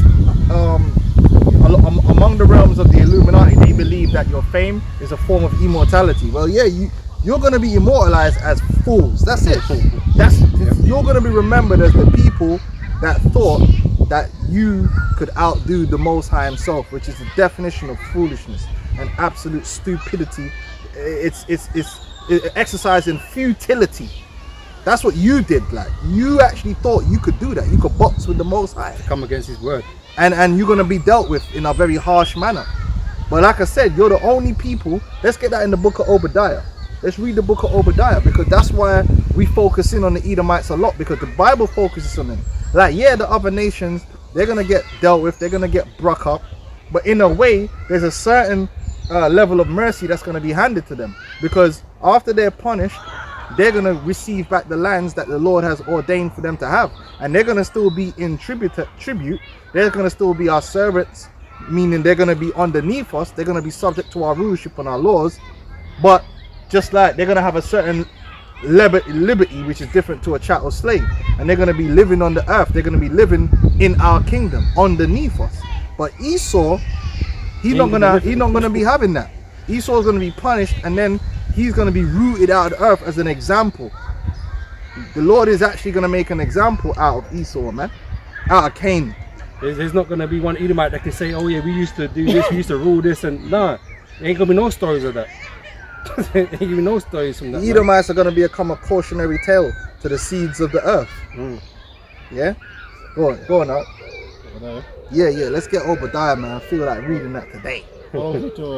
Yeah, straight from the top. Straight from the top, man. The tip of it. Obadiah 1. The vision of Obadiah, thus said the Lord power concerning Edom. Now hold on, let's stop there. How many books in the Bible where the Lord mainly addresses one nation of people, and it's towards salvation? Can anyone show me the prophet that the Lord sent a word towards Moab, and that word was of redemption and salvation? Can anyone show me the prophet that brought forth, and they were speaking Elam, Ishmael, and they were saying, yeah, the Lord's gonna save Ishmael, and he's gonna remember thee? And it goes back to this question that we keep putting out there, right? Salvation from what? Redemption. How can the term redemption in itself means to be brought back, right? Brought back to what? You don't apply to the nations. It's not written. But here we have Edom getting their own Obadiah's addressing them, but it ain't for good. It's for evil. Yep. Go on. All the evil. Yeah. We have heard a rumor from the Lord, and an ambassador is sent among the heathen. Arise ye, and let us rise up against her in battle. Behold, I have met thee small among the heathen. Thou art a great despised. Right, now Esau still has a lot of authority and prestige in the earth, but he's losing His hold. that. What can I say? How do I put it?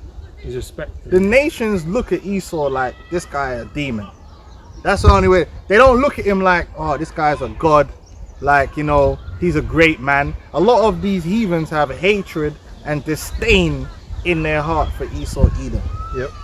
They don't like Edomites, man. Hypocrites. Yeah, they look at them like scum, but they'll smile up in their face and take the FRNs. There's no doubt, no doubt. Yeah, but they talk shit about Esau when Esau's not there.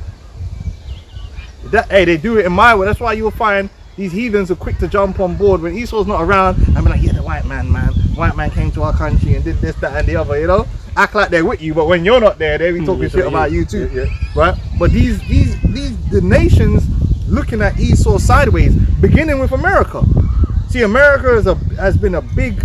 They've been that what's it called? The MVP. They've been that spearhead of Esau, right? And through America, the world's like, yo, these crackers ain't shit. Like, these men are some real demons. They're some real devils, right? Because America represents Edom. They're the chief nation of Edom, man. And you've seen how they've operated in the earth. Pure hypocrisy. Them man are dealing with. History's all there. The history is there. They've violated the people. But the British did the same thing. No one likes the British, man. Who likes the British? Assholes. Yeah, the Spanish, the French, the German. Oh, the French are assholes. Look what they did in Africa, man. That's what I'm saying. No one likes them. Oh, fuck these. As a people, you got a vast issue of just being wicked, man. Demons. Yep. You ain't got no friends. There ain't no one to vouch for you. You don't even like each other. Yeah, you don't even vouch for yourselves.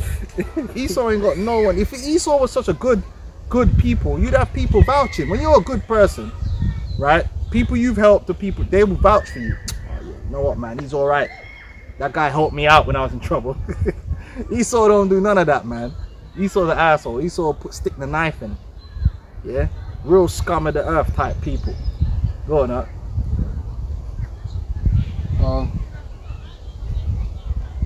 The pride of thine heart has deceived thee, thou that dwellest in the cleft of the lock, whose habitation is high.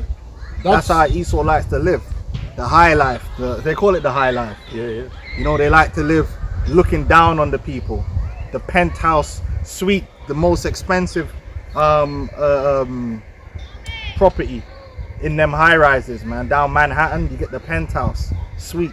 And they popularized these types of buildings throughout the whole earth, man. Because people aspire to be as, you know, look as great as they do. Like Dubai, they built up all them big things. Yep. Because they have a very high mind.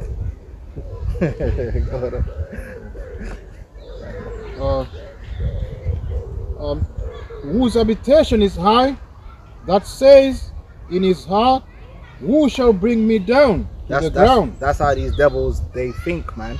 They don't. They're proud. They look at the nation and if ain't nobody gonna do nothing with us. We got this under control. We got this game rigged, and they have done well. But what they don't understand is their success has been the will of Yahweh Hashem Yahushai. Yeah. But there's gonna come a time when their failure is gonna be the will of the Lord, and there's nothing that you could do. The Lord ruleth in the kingdom of men. Any people that's ever ruled, like I said, I think I said it last week, no one came into power thinking they were going to go down. When you get to the height of your powers in anything, you forget that you're going to have a day of reckoning. And that happens on a lot of levels. Like, look at most athletes here. When you're at the peak of your game, most men are not, then you get so gassed. You know, when you're in the zone and you're just doing the best. Yeah. You can't even envision the day when you're not going to be in that moment, when you're not going to have that ability. Even though you know, I've seen other people get old and retire.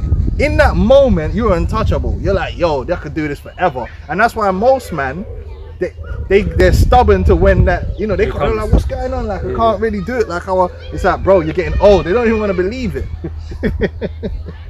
And they lose that, you know. Yeah, they think they're gonna stay at the peak of their powers, man. Yeah, man, you get gassed. Most man, like, even if you take it to the criminal world, crime bosses, they get gassed when you're at the powers. Then one day they end up shot up and. I was gonna say, I bet right now, man, there's people in the world right now that think Steph Curry ain't never gonna miss a free, like, ever, like. Yeah, but one day it's gonna happen, man. One day it'll be an end. But when you're on the high, you don't tend to see. That's that pride. But Esau, he's been on a beautiful run. Esau's been on a beautiful run, orchestrating what he wants to do, doing what he wants to do. You know what I mean? All this wickedness and witchcraft. So he really think like, wow, yeah, like I got it going on. I could beat this Most High. And be on top forever. Yeah? I want the shit forever, man. So let's grab this quickly. Started from the bottom, now we're here. It's Psalm 75 verse 6. It says, for promotion cometh neither from the east, nor from the west, nor from the south. But the Most High is the judge. He putteth down one and setteth up another. And you see, that's what they're gonna find out. That it doesn't matter who you are. When the Most High determines to put you down, you're gonna go down. It don't matter how many horses you got. Don't matter how much guns you got. Don't matter how meticulous your plan was. Oh, it was a brilliant plan. I'm sure it was. Yeah, I'm sure it was a brilliant plan. You know, you had it all figured out. Yeah, but if the Most High ain't with you, the scripture says he throweth the counsel of the heathen headlong. Your counsel just come to naught just like that, and you be sitting there in the pit thinking like, what happened? Well, even back in the book of Obadiah, it says he talks about the wise men of Teman. He's taking the wisdom from them. Taking the wisdom, you don't know what's going on. Yeah. Every people, the Nebuchadnezzar, like he had it going on, gone. Hanging gardens and all that. Xerxes and all these guys, they had it all going on. They had a great kingdom. They had a good run. The God King, you know. The God Kings. They had a good run. What happened? Yeah, they went down. They went down. When it was time to go down, they went down. There was nothing they could do. They couldn't prolong their kingdom for not even 1 minute. things to start coming out, things to start going wrong, and it's out of your hands. Yeah, it's all crumbling around you, man. Well, that was it. Because I think when I was doing a little research, I think Xerxes, he was assassinated by one of his dudes, man. So you're not thinking about them type of things, bro. You know what I mean? You're on top.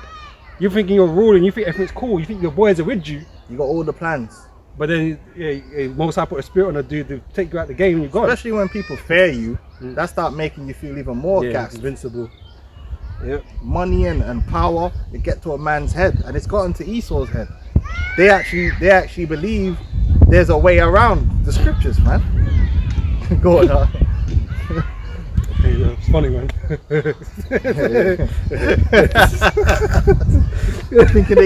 thinking they could knock out super heavyweights. Yeah. You know? That's an inside joke, man. My man Bivol, man. Yeah, it's true, cause it is. They remember gassing up Canelo, like Canelo was gonna go up and knock out Usyk, like this guy's Superman or something, man. But it's kind of, you know, Esau thinking you really gonna do something with the Most High and his son, man. You funny dude, man. Go on. I will give him loss. Go on. Hey, go on. Though thou exalt thyself as the eagle, and though thou set thy nest among the stars. Right, they not only do they bear the eagle as their image, but they act like the eagle. They act like birds of prey. Yep. Everyone else is prey beneath them that they prey upon and feast upon like an eagle. Right. But at the same time, there's some good Christian Ned Flanders, man. No, they're not Ned Flanders, man. There's some real scumbags, man. Real murderous people. Yeah? Go on up. Thence would I bring thee down, saith the Lord. If this came to thee, if robbers by night, how art thou cut off? Would they not have stolen till they had enough? If the grapes gatherers came to thee, would they not leave some grapes? How are the things of Esau searched out? How are his hidden things sought up? Right, and the hidden things is really going back into us, beginning really with the men of the Lord, because we're bringing out the hardcore, undeniable spiritual truths regarding Esau, Edom.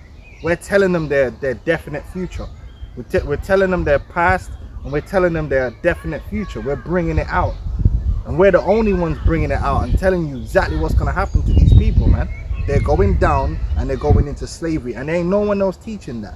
These black unconsciousness dudes ain't teaching that. Christianity ain't teaching that. Islam ain't teaching that. We're teaching that. We're telling you these people are the Edomites, right? And their kingdom's gonna go out in fire and blood, and they're going into slavery, man. Hardcore. Every single last one of them, man, woman, and child, even their baby. Any baby that's alive is in slavery from that day. And I said it. We ain't gonna be, no, man. Every single last Edomite, they're gonna now become slaves to build up our kingdom, man. And we're gonna breed them as well to bring more slaves so they can work, because there's gonna be a lot of work that needs to be done. Yeah, the earth's gonna be in pieces, man. You know, a lot of projects need to get done. Brothers need slaves, man. We need employees to manifest the mechanisms of our minds. Yeah, we're gonna have buildings to be built. You know what I'm saying? Like, yep. The vision. We're gonna have vineyards to be dressed. We're gonna have need of labor. We're gonna have robots. You're gonna be the robot. You're gonna be the manufacturing. Right. Some labor intensive work. Go on, man. All the men of thy confederates have brought thee even to the borders, up to the border. The men that were at peace with thee have deceived thee and prevailed against thee. They that eat thy bread have laid you a wound under thee. There is none understanding in him. Shall I not in that day, say the Lord, even destroy the wise men out of Edom? So it's gonna be like everything these Edomites do in their wisdom is all gonna lead to their own destruction. And that's crazy, that's mad. Everything they do, everything they're doing is, it's like, yeah, I don't know if you've ever seen the movies where the guy has a fate, like, and he's trying to avoid the fate, making it happen. and everything he does leads him to that end. It's like shit. Like, that's Esau. It's like, oh, you thought you were smart, you thought you were getting around things, and no, everything that Esau does in his great wisdom is gonna lead him to that ultimate day of destruction and his enslavement, man. Where has it led you? Yeah, back to me. All this stuff that they're doing. Yep. Because everything they're doing is trying to avoid that eventuality. But they're bringing it onto themselves. That's right. The wicked is snared by the work of his own hands. We didn't tell him to make them nukes. He made them himself. And the scenario is so mad. Because you'd never picture a day that the whole world is going to turn against America and to destroy it. Like, that seems improbable, right? But that's how you know this book, these words, the Most High's words, is the true word. You know, because no one's gonna say that. We're breaking it down to them, and it's still gonna happen. There's nothing you could do. Yeah. Prophecy. Even destroy the wise men out of Edom, and the understanding out of the mount of Esau, and thy might men, O Teman, shall be dismayed. Right, those military men, because that's what Esau prides himself in, the sword. Yep. That's his Bread last defense. It's bread and butter. Yeah, man. the American military, NATO, you know, and they muscle up people with all these different projectile weaponries that they possess, man. Mm-hmm. But guess what, man? Them armies are gonna all be destroyed, especially when they come up against Yahweh Shai. It tells you that 2nd Ezra the 13th chapter, man, and also Revelation the 11th chapter, man. They're gonna be turned to dust. Mm-hmm. The ones who ain't dust are gonna be fed upon by birds and all these different fowls, man. The American military is gonna cease to exist in its entirety. The British military, all these militaries of Esau, of these nations, is gonna cease to exist. There's gonna be no general, there's gonna be no sergeant, no corporal, no leader. It's gonna all just be destroyed, man. The mighty men of Esau, man, there's great armies that they possessed. Gone. Not even gonna exist no more. Like in that movie with John Travolta, man. Forgot the name of the film, man. Where they goes, how long do you think it took us to destroy all of Earth's armies? And man said it was like an hour or something. And I just totally destroyed them all. What was it? Battlefield Earth. Battlefield Earth. But even that's in the scriptures, man. You know. I was to say, because even this, you know, Revelation 13 speaks about who can make war with the beast, man. Because that's the world's perception. Because he's so powerful. But in 1 hour, the judgment's going to come and they're going to be destroyed. America's going to be destroyed. And these other nations, they're going to be in panic. They're going to be in panic, man. You know? Yeah, them chariots, man, they're gonna really do a number on Esau's military, and it's not even gonna be a fight. It's gonna be child's play. Decimation. But that's just to show the world, man. The man had all this time, he had all this, he was doing all this, man. He was doing the most, all this sorcery. He had all this wisdom. He was boasting himself, and he's just gonna get taken out, broken up. Hey, and it's just like Cain, because Esau is spiritually Cain, right? It's just like Cain, man. Esau had the chance, the ability, the power, the wealth to do all the right things. Yeah.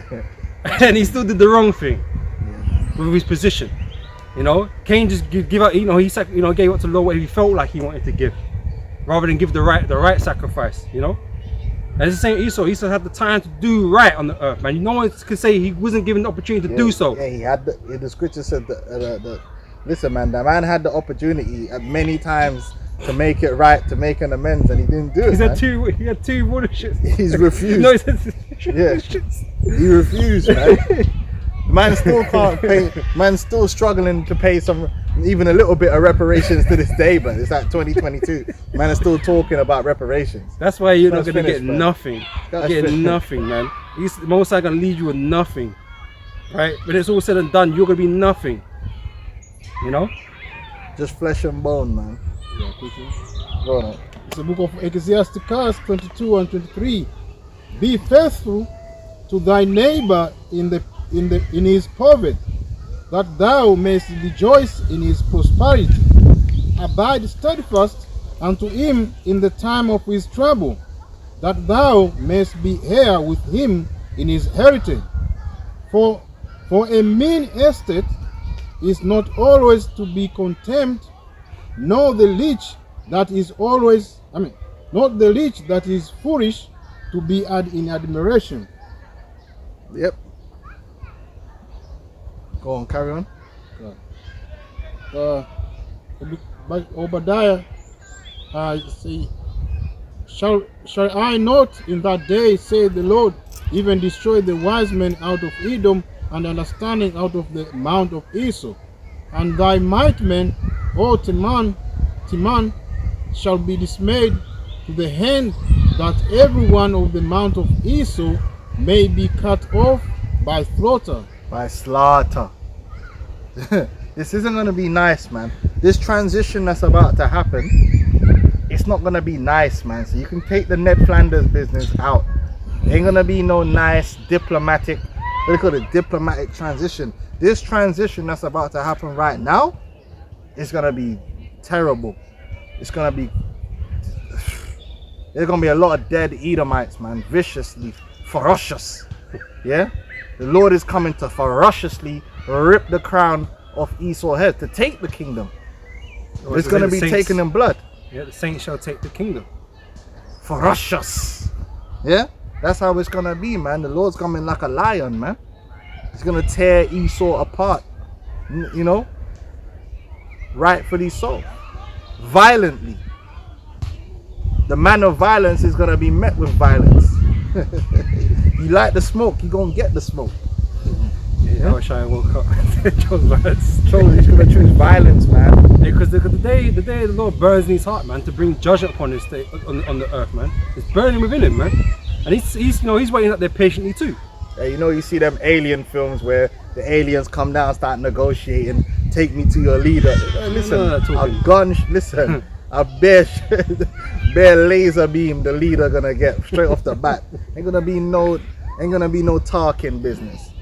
Let me tell you this for free, there ain't gonna be no talking. Hey, because to be fair, the talking's being done now. Warning. Because we're the mouthpiece of the Lord. We're doing the talking. Right? We're warning you. When the Lord comes, man, that's done. That's ruthless. Science is delivered, man. It's Ruthlessly finished. taking out the army, man. It's gonna be fearful. That's why the scripture said, Lord, was thou displeased with the rivers? Lord gonna be tearing shit up out here. Gonna be tearing up this place, man. Yep. Go on up. Respect. Respect is gonna come back in the earth, man. Quick. All you people that worship Esau, you're gonna see your idol crumbling apart, man.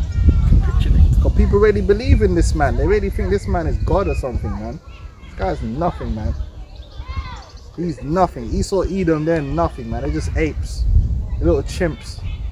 That's why they keep talking about this evolution. They're just a bunch of apes, some chimpanzees with guns. Come on, man. They can't come up against the heavenly powers, man. Go on, For thy violence against thy brother Jacob, shame shall cover thee. Right, that violent. And we see when we bring it out, Welcome's got a problem. Listen, you're gonna have to pay for the violence you've committed against your brother Jacob. Now that ain't just the so-called black man.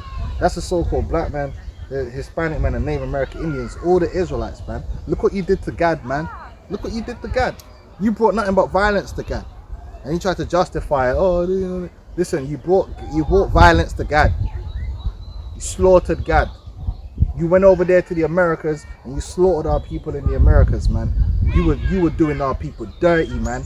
You were chopping off hands. If you putting them into slavery, getting them to go collect gold. If they didn't collect enough gold, you chop off hands, man. And you know what I'm saying? Yeah. They said they used to sharpen up their swords and test their swords out. So they were just being them Edomites. They had demons on them back then, because they were just basically being cruel for the sake of being cruel. One incident I always remember, they were chopping off. The one guy went to the plantation and the other guy said, "Oh, I like that slave's breast." When man was leaving the plantation, the man gave the woman's breast on a platter. Can you imagine how gruesome? Imagine you just there minding your own business, and then man just come and chop your breasts off because they want to give it to someone. What the fuck you gonna do with them breasts? That just shows you that you've lost your mind. Bro, you don't understand that's a what they call it, megalomaniac. I don't know what the fuck that is, bro. When you decided to mutilate someone for what? Because someone said he liked a woman's breast. That's some Joffrey. That's some real demented type shit. That's what you're talking about. Griffith. That's but that's what back then. Like Esau, he gonna get down like that again. But I'm talking about back then when them Edomites had power on them plantations, they were doing the most. They were doing the most. The journals exist. They would have one slave shit in another slave's mouth, and man, Esau was doing some of the most cruel acts known to mankind on them plantations, man, because there was no one to check them. They were gods. They were basically like gods on them plantations. Like my man from the Matrix in the subway, man. So here, I am God. Yeah. Because like I said, there was no one to stop, There man. was no one to stop them. No other Edomite was gonna feel bad for you. Yep. And say don't do that. No, they were at liberty to do what they wanted to. A lot of times, who would know?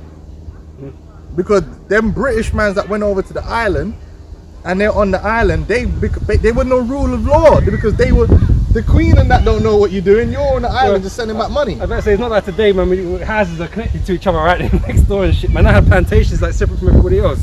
So what went on in that plantation stayed on that plantation. Yeah, all England know is there's sugar and money and stuff coming back. Through, yeah, They didn't care about what them man were doing on the islands. And then when them man even heard what some of man were doing, I don't know, like, raw, them man are crazy. Like, what's this all about? Because if they were in England, they wouldn't have been doing that. But because they were over there on them islands, man, the Lord just put demons on these guys.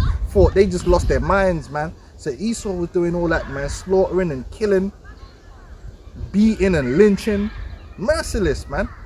So Esau gonna have to pay for that. You have to pay for that. You're gonna pay for that. You're gonna pay. You're my forefathers, or it wasn't me. You're gonna have to pay for that. I've got that here as well. Still in Isaiah 14.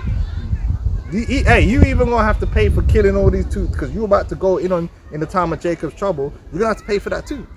That's adding to your tab. Don't think that them last minute meal deals. You're gonna have, that's gonna be added onto your tab too. So you're gonna have to pay for that. Yep. You got a lot of blood on your hands, Esau. Let me just read this thing quickly.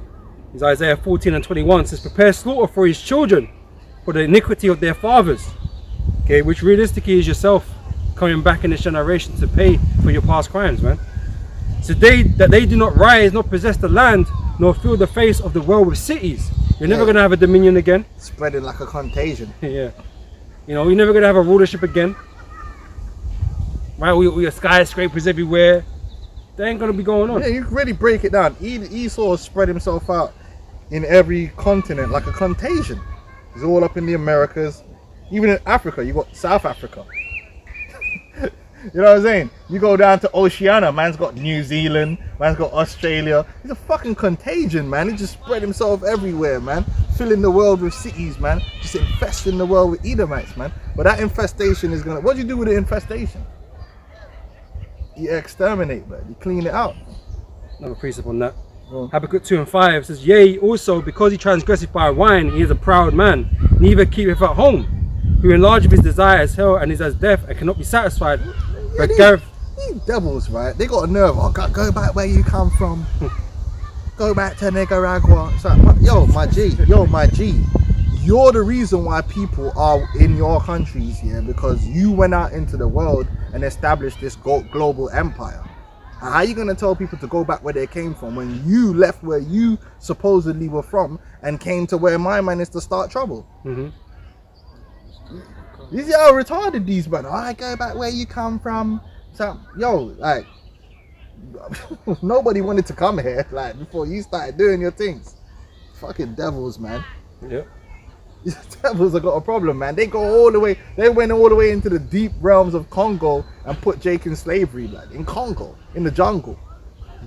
Man are just cutting their way through the jungle with guns, putting people in slavery, man. What's wrong with these man?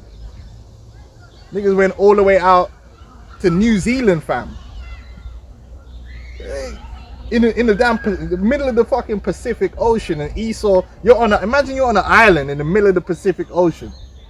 You managed to make your way to the middle of the fucking Pacific Ocean. You're just chilling there, and then Edomites just turn up on a boat, like, start fucking killing you and putting you in slavery, man. Well, it's like the movie Apocalypto, innit, man? Man, the indigenous, you know, the Aztecs were doing their thing, you know, going off. This guy just turned But next, up. you know, a bunch of boats come there. Like, what the fuck is this? Yo, where these guys come from? Dudes are all the way in China. Yeah. Look at, you know how far China is? These dudes were all the way in Japan. Like, hold on, like, what the fuck? Where are you man doing from? here? You man not even neighboring. You guys are so far away. The weather's different. Man. It's mad. You're in a whole different time zone. It's like yesterday where you're from. You know what I'm saying, bro? Usually people kind of fuck with people in their like Region. in their region. This guy is This guy was the first one to actually go global and go into the deepest nook and crannies of the earth, everywhere, Just to put people in subjection. just to put people in subjection. Like, The Amazon. God knows if there was people on Mars, Esau gonna go there. Yeah, You're gonna go there 100%. to find you, man. 100%. Man's literally on islands in the middle of the sea, and Esau just turn up. It's like, bro, how do you even know I was here? Like, what you doing here? Where you from? England? Like, what? Where's How that? far is that? Like, about 5,000 miles in that direction. It's Yeah, like, what are you about- doing here? What's 10 going months on? journey. Like, what? Now they're over there calling themselves New Zealand's, bro. Yeah, mad. And Australia. It's mad. Says, but Gareth, his desire is as hell and is as death, and cannot be satisfied. But Gareth unto him all nations, and he unto him all people, because he wants to rule over them. Right? It says, shall not all these take up a parable against him, and a taught in proverb against him, and say, woe to him that increases that which is not his. Yeah, it's a thief, man. Your land, your inheritance, which was given to you by the Heavenly Father, is the land of Edom, Yeah, now you got all in the this- Middle East. Man's from the Middle East, you know. Wow. You know, that's where your land is, right? But where are you today? Everywhere, Every man. fucking way. Everywhere, man. Poison and corruption everywhere, man. You in Mars, you in fucking Uranus, you everywhere, man. Man, just Look fucking at someone saying this. Yeah. Fucking hell. in other dimensions, fucking with just a joke. But it's hey, they would if they could, they would, be, they would. man. Interdimensional devils, But man. they would fuck with all of that. They just opening up portals, just enslaving everyone and fucking with people, like setting up Starbucks and shit. It's fucking demon. Man. McDonald's is in another dimension, Yeah. but the multiverse of madness. That's why they call it, man.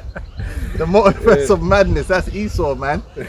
Boy, you better hope there ain't no other universe. Cause Esau will be violating, man. Send transgenderism over there. Go on. It says, woe to him that increases that which is not his. How long? And to him that ladeth himself with a thick clay, which is his debt. You know, we were talking about the debt earlier. You know. And they got big blood debts too. Yeah, that too. Yeah. Well, these man used to hunt the Aborigines like fucking, like when you read about what they did over there in Australia and New Zealand, they actually fucking classified the Aborigines as fauna and flora, meaning they were designated as animals, and they like like how you have deer, there was actually designated hunting seasons to hunt these people, man. But it's just fucking mad. Like Esau, like he's mad. This is the guy, and these were Christians, by the way. Yeah, they were hunting other human beings like Ned animals. Flanders types, man. Wow. Wow. And they think that that's all forgotten now. It's not forgotten. So they got a lot to pay for. Even with shit they've done to the other nations, they got shit to pay for, man. It's just a scum. So shall they not rise up suddenly that shall bite thee, and await that shall vex thee, and thou shalt be booties unto them, because thou hast spoiled many nations. Right. All the remnant of the people shall spoil thee, because of men's blood, and for the violence of the land, of the city, and of all them that dwell therein. You ain't got a good track. Esau ain't got a good track record at all, but they're trying to cover it up with this Christianity thing, and then they want to point fingers like this guy Vocab Malone. You want to point the finger at the Hebrew Israelites. What are we teaching? We're teaching the people that to respect the law believe in the Most High, love the Most High, fear the Most High, man, and Love each other. look for His words to be fulfilled. And you got a problem with us. We ain't killing nobody. We ain't putting no poison in nobody's foods. We're not molesting nobody's children. This man ain't got nothing to say about the Catholic Church. Them man are wholesale touching up the boys' anuses like there ain't gonna be no more anuses left. But he ain't got a problem with them. But he got a hard on for the Hebrew Israelites constantly. It's all hypocritical. Which is the worst. What are we doing? We're just teaching the word. We're not criminals. If we were criminals, don't you think they would be arresting us? They would love it if we were running criminal enterprises. Oh, they would love that. They'll come and arrest all of us. Oh, these guys are criminals. Guys don't think we're not criminals. The problem you have is that the fact that we're coming against your dominion, your The status dominance. quo. Yeah. And we're No. condemning you even when you're pretending to be something you're not. Because we don't care if you're Ned Flanders. We're telling you straight, you're Edomite, you're going into slavery. We don't care if you come up like Ned Flanders. Oh, Have a Jesus, cookie. Jesus. You know, start singing them course. yeah. You know them old hymns that they say. All things bright and wonderful. All that shit coming up singing. Reverend Lovejoy. Reverend Lovejoy, man. Yeah. All that bullshit. We don't care, man. We just say, you look, you're Edomite, you're going into slavery. You're gonna pay for your forefathers' sins. We don't allow there to be any cloak for you to hide behind. That's Because right. that's all that Christianity is. It's a cloak that you Edomites hide behind. That idea of that good, well-wishing Edomite, God-fearing Edomite, it's a falsehood.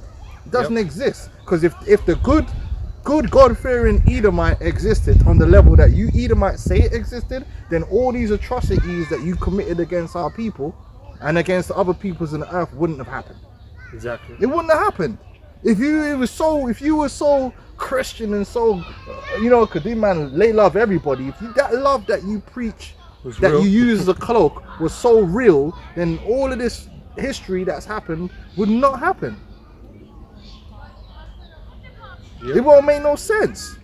You got to make it make sense. It's like you got a family and the family is proponents of love, but then you look in the household and it's just bare abuse. You be like, hold on, I thought these men were all about love. And there's abuse wherever you look. There's abuse. They're abusing everything. You have to come to the conclusion that they weren't really about what they were talking about. And as a majority, Christians dominate the earth. As a religion, they're the majority religion on the earth. Christopher Columbus was a Christian. And a criminal. Hitler. You know? But like I said, that would have manifested, if that all goodness, the innate goodness was real, it would manifest itself. Yeah, now you want to. Oh, we need to turn America back to what? Back to what? When was you righteous, man? You man had a problem with. Listen, you had a problem with Jake drinking from the same fucking fountain as you, man. Fuck off. Yeah, taking a piss. Going on. Verse 9 says, "A woe to him that coveteth an evil covetousness to his house." We were talking about all the theft that he's done, all the riches he's gained, right? All the lands he's stolen. Because that's what it's all about. At the end of the day, that's one thing that Edomites are about. They're about that covetousness. They're about elevating themselves. And as long as that's happening, they don't really give a damn. They don't really give a damn. As long as they can go on them 3-4 holidays a year, and they can provide the good things they want for their children. They don't care about what's happening to everyone else. Yep. So it's only when you start getting down bad, you start feeling like, oh, I understand what you feel like. We stand with black people. That's only because you're down bad. That is the only reason why, man. If you're still able to go on 3 holidays a year and all that fucking shit, you wouldn't give a shit, man. And you're so bad mind that you don't like to see anyone else doing well. And the elder Malcolm brings out, it wasn't just Black Wall Street. Whenever you Edomites have been a curse onto our people. Anytime our people started doing well, the curses would kick in and you'd come and destroy it and break it down. So you're bad mind as well. You're a bad mind group of people. You don't like to see anyone doing well. Envious and bad mind and green-eyed. That's the nature of you Edomites. And that's another thing as well. Esau knows what he's doing, man. He wants to keep us dependent on him, right? And that's part of the curses. That's why we always look to you for the wonderful things, right? So we're never allowed to elevate. We're never. Esau will come in and level that, man, to make sure that you're in the place you're supposed to be, He's a hater. at the bottom. You hated on me. But you ain't gonna have the power to hate. See, you still gonna be haters in the kingdom, but you ain't gonna have the power to fulfill your hate, man. We're gonna have the power to bust your head about where hate preachers. Bro, you're hate doers. You know what I mean? This guy's a joker. We're calling us hate preachers. You're a hate doer. All you've done is work ill to our people, man. But hate preachers. Undermine us at every point, every turn. Go on now. It says, woe to him that coveteth an evil covetousness to his house, that he may set his nest on high, that he may be delivered from the power of evil. If you think you're safe. Yeah, that money, like they amass the money and the wealth and the military, and they think that makes them safe. Says that they do whatever it takes to achieve that status, man. Real scum of the earth type people, man. well, they talk about hegemony, right? They want to maintain their hegemony, man, National security. at all costs. Yeah, it don't At matter. all costs, they'll try and retain their hegemony, man, no matter what they got to do. It says, thou hast consulted shame to thy house by cutting off many people, and hast sinned against thy soul. For the stone shall cry out of the wall, and the beam out of the timber shall answer it. Woe to him that buildeth a town with blood, and establish a city by iniquity. That's it. You've established yourself in this earth by witchcraft, by skullduggery, by breaking truces, by unjust dealings, man, by defrauding people. That's how you've established yourself in the earth, man. Beginning with America, you slaughtered the Native American Indians, you killed our people, and then you continued that reign of terror throughout the earth, man, wherever necessary. Yep, even to this day, even to this day, man. And then you want to now, the Edomites in America, they want to look at the Russians like they're crazy for doing what they've been doing for the last 20 years. What have you been doing? It's mad, it's crazy, it's mad. The hypocrisy is on fucking God mode, man. The next level of hypocrisy, man. That's ultra level hypocrisy, man. The highest degree, pure. Yeah. Yeah, I just want to finish this off in Isaiah. That hypocrisy will make your fucking scouter explode, man. Back in Isaiah 14:21, it says, prepare slaughter for his children, for the iniquity of their fathers, that they do not rise nor possess the land, nor fill the face of the world with cities. For I will rise up against them, saith the Lord of hosts, and cut off. Oh, another thing we need to mention is that with you Edomites is your wickedness is bred into you. Your brand of evil, your brand of wickedness, it's actually bred into you. You can't and will not ever change from that cogitation. And it's not, we didn't make it like that, it's because that's what the Most High made you to be. You Edomites were actually made to be the devil. Yep. That's why we're just going to get rid of you. You're irredeemable. You see, you tried to teach that we were irredeemable, or they're black people, or you know, they're animals. You can't do. Look, we gave them all this, and look, they're still like this, blah blah blah. We're redeemable because we're actually going to be the most righteous of the righteous in the earth. How do we know we're redeemable? Well, the scripture says, man, we overcome him through the blood of Yahushua. We are redeemable. You Edomites are irredeemable. You're irredeemable and you're unreconcilable. The Lord has determined it to be the case. Proof. Yeah, go on. Hebrews 12, verse 16 says, lest there be any fornicator or profane person as Esau, who for one morsel of meat sold his birthright. For if you know how that afterwards, when he would have inherited the blessing, he was rejected, for he found no place of repentance. Right? Though he sought it carefully with tears. The Lord ain't dealing with you. You're irredeemable. So we're not going to forgive. You're forgiven. Listen, the Most High ain't going to forgive you. You're unforgivable. You're irredeemable. You will never reconcile with Jacob, and Esau will never reconcile. We're never going to hug each other and go, you know, it's all behind us now. No. Well, the scripture speaks about, was it a vision or something? About Lazarus, I think. And it says there's a great gulf between us. There's a great gulf between us. And you can't make that up, man. You can't. It's not that type of story. No. You know, like you get that movie where you got like two brothers and they fall out and they have beef, but at the end of the film they realize, oh, we're brothers, and you know, they come back together again. This ain't that type of movie. This is the movie where one of the brothers was just fucking evil and he gonna have to die. He ain't right. He ain't ever gonna get right. And that's you, Esau. You are just evil, and you're irreconcilable with even the earth itself. The Lord's just gonna cut you off. He's not even just gonna separate you and say, yo, you just live over there, put you in a note. You know, go over there and face the wall. No, you're gonna be taken out, man. Yeah. And we have to say this. Literally out of sight, out of mind. You know, Out of earth, yeah. out of Rome. That's it. Gonna be put into the abyss. So just one more verse, and then I'll go for it. All right. So back to Isaiah 14, verse 22. It says, "For I will rise up against him, saith the Lord of hosts, and cut off from Babylon the name and the remnant, and son and nephew, saith the Lord. Yep. And I will also make them." Sorry, one more. "And I will also make it a possession for a bittern and pools of water, and I will sweep it with the besom of destruction, saith the Lord of hosts." And that's America, man. America's gonna completely be destroyed, man. And rightfully so. An example does need to be made in the earth. Imagine that, man. These men are gassing up America. Oh, it's the greatest country in the world. So you know you're the devil. And I bet you Volcom Malone thinks America's the greatest country in the earth, man. It does. Fucking scum, man. You scum. You scumbag. How dare you? How dare you, man? You, sir, you can't come around here. I'm telling you. Like, that guy, man, totally irks me. He rubs me the wrong way, man. You can't par with the man them. I'm sorry. You are a scum. You're a piece of shit. Straight up and down. And I can't. Listen, man, I pray the Lord give me, even if it's only for a week, you spend a week on my plantation, man. I'm gonna work you till your fucking bones ain't got no skin and flesh on them, man. You prick. You scum. You absolute demon, man.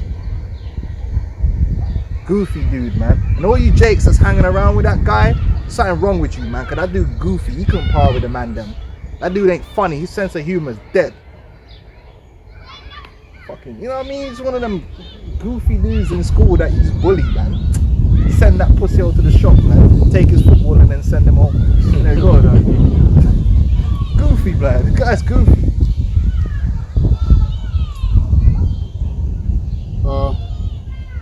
For thy violence against thy brother Jacob, shame shall cover thee, and thou shalt be cut off forever. You're gonna be cut off forever. That shame is gonna be on you. You're guilty, and that's what they don't like. Esau don't want to take that shame. That's why they don't want to be identified as Edomites. They don't want us to bring the scriptures out because they don't want to face that guilt. These Edomites are guilty. All of them, every single last one of them, they are guilty. And they're gonna pay for that, and that guilt is gonna be there forever as a memorial, man. For that violence against our brother, they shake it off exactly like a small thing. Some of them say it weren't that bad. Oh, there was good slave masters. You know, them ones there, or they'll be like, oh, that was a long time ago. Listen, you ain't gonna demean. The Most High doesn't demean it. Did the Most High say it was a long time ago? No. Did the Most High say, oh, it weren't that bad? No. And he would know. He saw everything that you did. He said shame is gonna cover you. You gonna try and justify it or what's it called? Minimize it. Oh, we're moving on. Oh. Yeah. No, moving on. We're gonna move on when after you pay fully. There's a movie called Paid in Full, right? You gonna be starring Paid in Full too. Go on. In the day that thou stoodest on the other side, in the day that the strangers carried away captive his forces, and the foreigners entered into his gates, and he cast lots upon Jerusalem, even thou was as one of them. Esau joined in again with these other nations against Jacob, man. And as a nation, we're the most closely related of all the nations. And they jumped in with the other nations against us, man. They broke the brotherly covenant, man. Got that here. So Amos chapter 1 verse 11.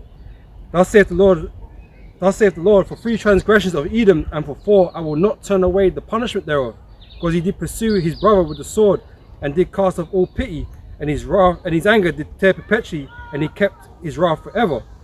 It's like the covenant part was in verse 9 here. It says, and thus saith the Lord, for 3 transgressions of Tyrus, and for 4 I will not turn away the punishment thereof, because they delivered up the whole captivity to Edom, and remembered not the brotherly covenant. There you go. So they're gonna have to pay, man. And we're gonna teach it, and you could call it hate if you want. You know, like, okay, cool, you can call it hate. I'll accept that because it is hate. It surely ain't love. But it's just justice. You know what I'm saying? Because when you man are on when you man are spewing all your vitriol versus the Russians, and the Russians ain't even done nothing to you, you don't check yourself and go, oh, it's hate. So I'm saying these people are hypocrites. I've seen flipping videos where, you know, like was one video with a woman, the guy killed her daughter, man. It was a mad thing. Like the guy murked off their daughter and buried her somewhere, yeah, and was actually helping looking for her and all this shit. You know how them Edomites, they go mad and just do crazy shit, yeah. And the woman, bruh, she fucking cursed the guy out, man. She said out of her mouth, I hate you. You know, normally sometimes the victim's parents might get to speak in the court. Bro, she said she hated him. She said hell ain't good enough for you. If I could, I'll kill you. Bro, she was going in with such hate. In the comment board, everyone was just like, yeah. Everyone was in agreement. Because you see, when we say, oh, you Edomites, you're gonna pay for what you're gonna do, we're hate preachers and we're crazy. But for that woman, she could say what she wanna say. That's hate, bro. It was hate speech. She said man was burning hell, all this kind of stuff, man. She told man I hate you, but everyone's in agreement. So these people are hypocrites. Because the same people that will watch that video and agree that that woman should feel that way, would then make us look bad because we're in remembrance of the things that have been done to us, and we're showing hate. But this is the thing, because you're on the receiving end. That's what it is. Because I get that video, I'm just imagining, right? But I bet 100% of people that watch the video would agree with that woman. Yeah, of course. They 100% agreed. The comment board was like, yeah, that poor mom. No one on the comment board said, oh, how come she don't love him? How come she's not? How come she didn't forgive him? Because in their eyes, that's justice, right? That's how things should play out. But when you're the subject of the justice, right? All of a sudden, yeah, I don't want. Nah, that's wrong. You hate preachers. That's wrong. You should, All we're saying is this. He that leadeth into captivity shall go into captivity, and he that killeth with the sword must be killed with the sword. That's what we're saying. And it's a good thing that your opinions don't matter. Yeah. Because it's not down to you, man. You don't have the power to, like, you think you have the power to resist that, like, we can't make that happen. But you can't make it happen. But the Most High can make it happen, and it will. Right? There ain't no saying no and none of this that's gonna prevent him from doing that. So it's a good thing that you're not the one, enabling our justice, man, because we would never get it. Oh, we'd never get it, man. We'll so just be chipped. It's out of your hands, Esau. Go on. In the day that thou stoodest on the other side, in the day that the stranger carried away captive his forces, and foreigners entered into his gates, and cast lots upon Jerusalem, even thou was as one of them, but thou shouldest not have looked on the day of thy brothers in the day. Big mistake. Your biggest mistake. Yeah, come on. But thou shouldest not have looked on the day of thy brother in the day that he became stranger. The day that he became a stranger. What does that mean? We were, the Lord cast us off as like heathens. He turned his back on us. But the Lord said, look, you shouldn't even listen. You shouldn't have looked as an opportunity. You're in a bad mind. Yeah. You should have left our lands alone. You should have left us alone, man, and let the Lord deal with us, man. It's the worst thing about it, yeah. Like, you could have got away with doing what you did to anybody else. And probably got away with it. Would have got away with it. But you wouldn't have got as bad as what you're gonna get. No. That's for sure. But you're still not supposed to go around stealing everyone's land. He ain't meant to be doing that. But you know what? Yeah, it's because it was us. Yeah, it's gonna be worse. Because it's us, man. It's the worst portion. It's the biggest mistake. Come rising up against the children of Israel. The Lord, put you in in a permanent grave. yeah, basically, in a permanent grave. Yeah, go on. That's basically what they'll do. Permanent grave, man. Death, perpetual. Go on. The Lord said He scourges our enemies 1,000 times greater, man. So it's not equal. We're not equal to nobody. Go on. Neither shouldest thou have rejoiced over the children of Judah in in the day of their destruction. Right, the so-called Negroes, man, which Esau hate Judah, man. You know, they done a number on the tribe of Judah, man. They got Judah down bad right now. Judah hella goofy, man. I ain't gonna lie, man. Judah be hella goofy, be doing a bunch of bullshit, man. The Judite man, the Judite woman, crazy. Because Esau's just totally destroyed them in the mind in America, man. Some of the things you don't even want to believe that, you know, it exists. The way these people be behaving, and Esau be celebrating it and laughing, and they be going on World Star Hip Hop. Edomites be going on World Star Hip Hop, commenting and laughing. Ah, look at these niggas. And they've been like that from the very beginning. They always been rejoicing over Judah. The fact that they got Judah down bad. Yeah, them posters they used to hand out in the public lynchings and shit. Yep. You know, Hey, but it was a big mistake. Yeah. It was a big mistake, man. It don't feel like it at the time because you look. It feels like you got the upper hand. So it's easy for you to say these people ain't worth nothing. These people ain't nothing. These people are animals. But you see, when you really find out, oh, they're the children of God, that's when your stomach's gonna drop because you know you're gonna have to pay. Right now, the reason why these Edomites are cool is because as far as they're concerned, you might as well have done it to a dog. Can't do nothing about it. You know what? So what? So what? We had you. The average mind frame of the average Edomite is we had you in slavery. So what? What are you gonna do about it, man? It's best to just forget about it because it's over now. But they don't realize, man, this terrible, terrible power is looking to get you off the back of that. You feel a little raindrop? I thought it was something. Coming off the tree. The tree's probably shedding sap or something. It's like the Avengers movie where you got Thanos on the way, blood. You know what I mean? We're just waiting for Thanos to turn up. You're gonna get broke up, man. You know? Yahushua is coming with a whole army of angels, man. Imagine that. For us. To do you in. For our sake. Like, you know? It's not even necessary to bring that many angels. He's gonna come and do you in. Good and proper. Proper done. You know? Proper fucked. Go on. Yeah. Proper fucked. Snap. Neither shouldest thou have spoken proudly in the day of distress. Right, the day. I mean, we don't need to listen. These Edomites been speaking proudly again. Oh, niggers. Yeah, bywords. It's recorded in literary history. Yeah. Some of the proud statements that they made against Jake, man. And what's written ain't even the half. You know, what's written is just 1%. That's just what's written. How many times Jake have to hear it? Ah, nigga, you ain't shit. Nigga, you low down, dirty nigga. A nigger ain't nothing but a, you know? Yep. That's them speaking proudly.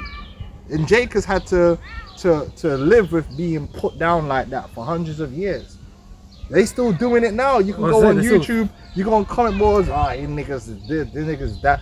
Constantly just casting Jake down, man. As if we can't be anything more. You know, it's just like, yeah, you're just a nigger, all this stuff. Like, that's how they roll. That's talking proudly. You know? Yep. They're gonna have to pay for all of that, man. You know what I mean? I got that book, Lynchings in Black America, and the guy said, oh, you can go through and search through all history and you'll not find one Negro of any note or worth. That's the kind of stuff that they were telling Jake, you know. It's just lies, man. Just talking proud. Oh, you nigger, you can't fly a plane. A nigger will never be able to fly a plane.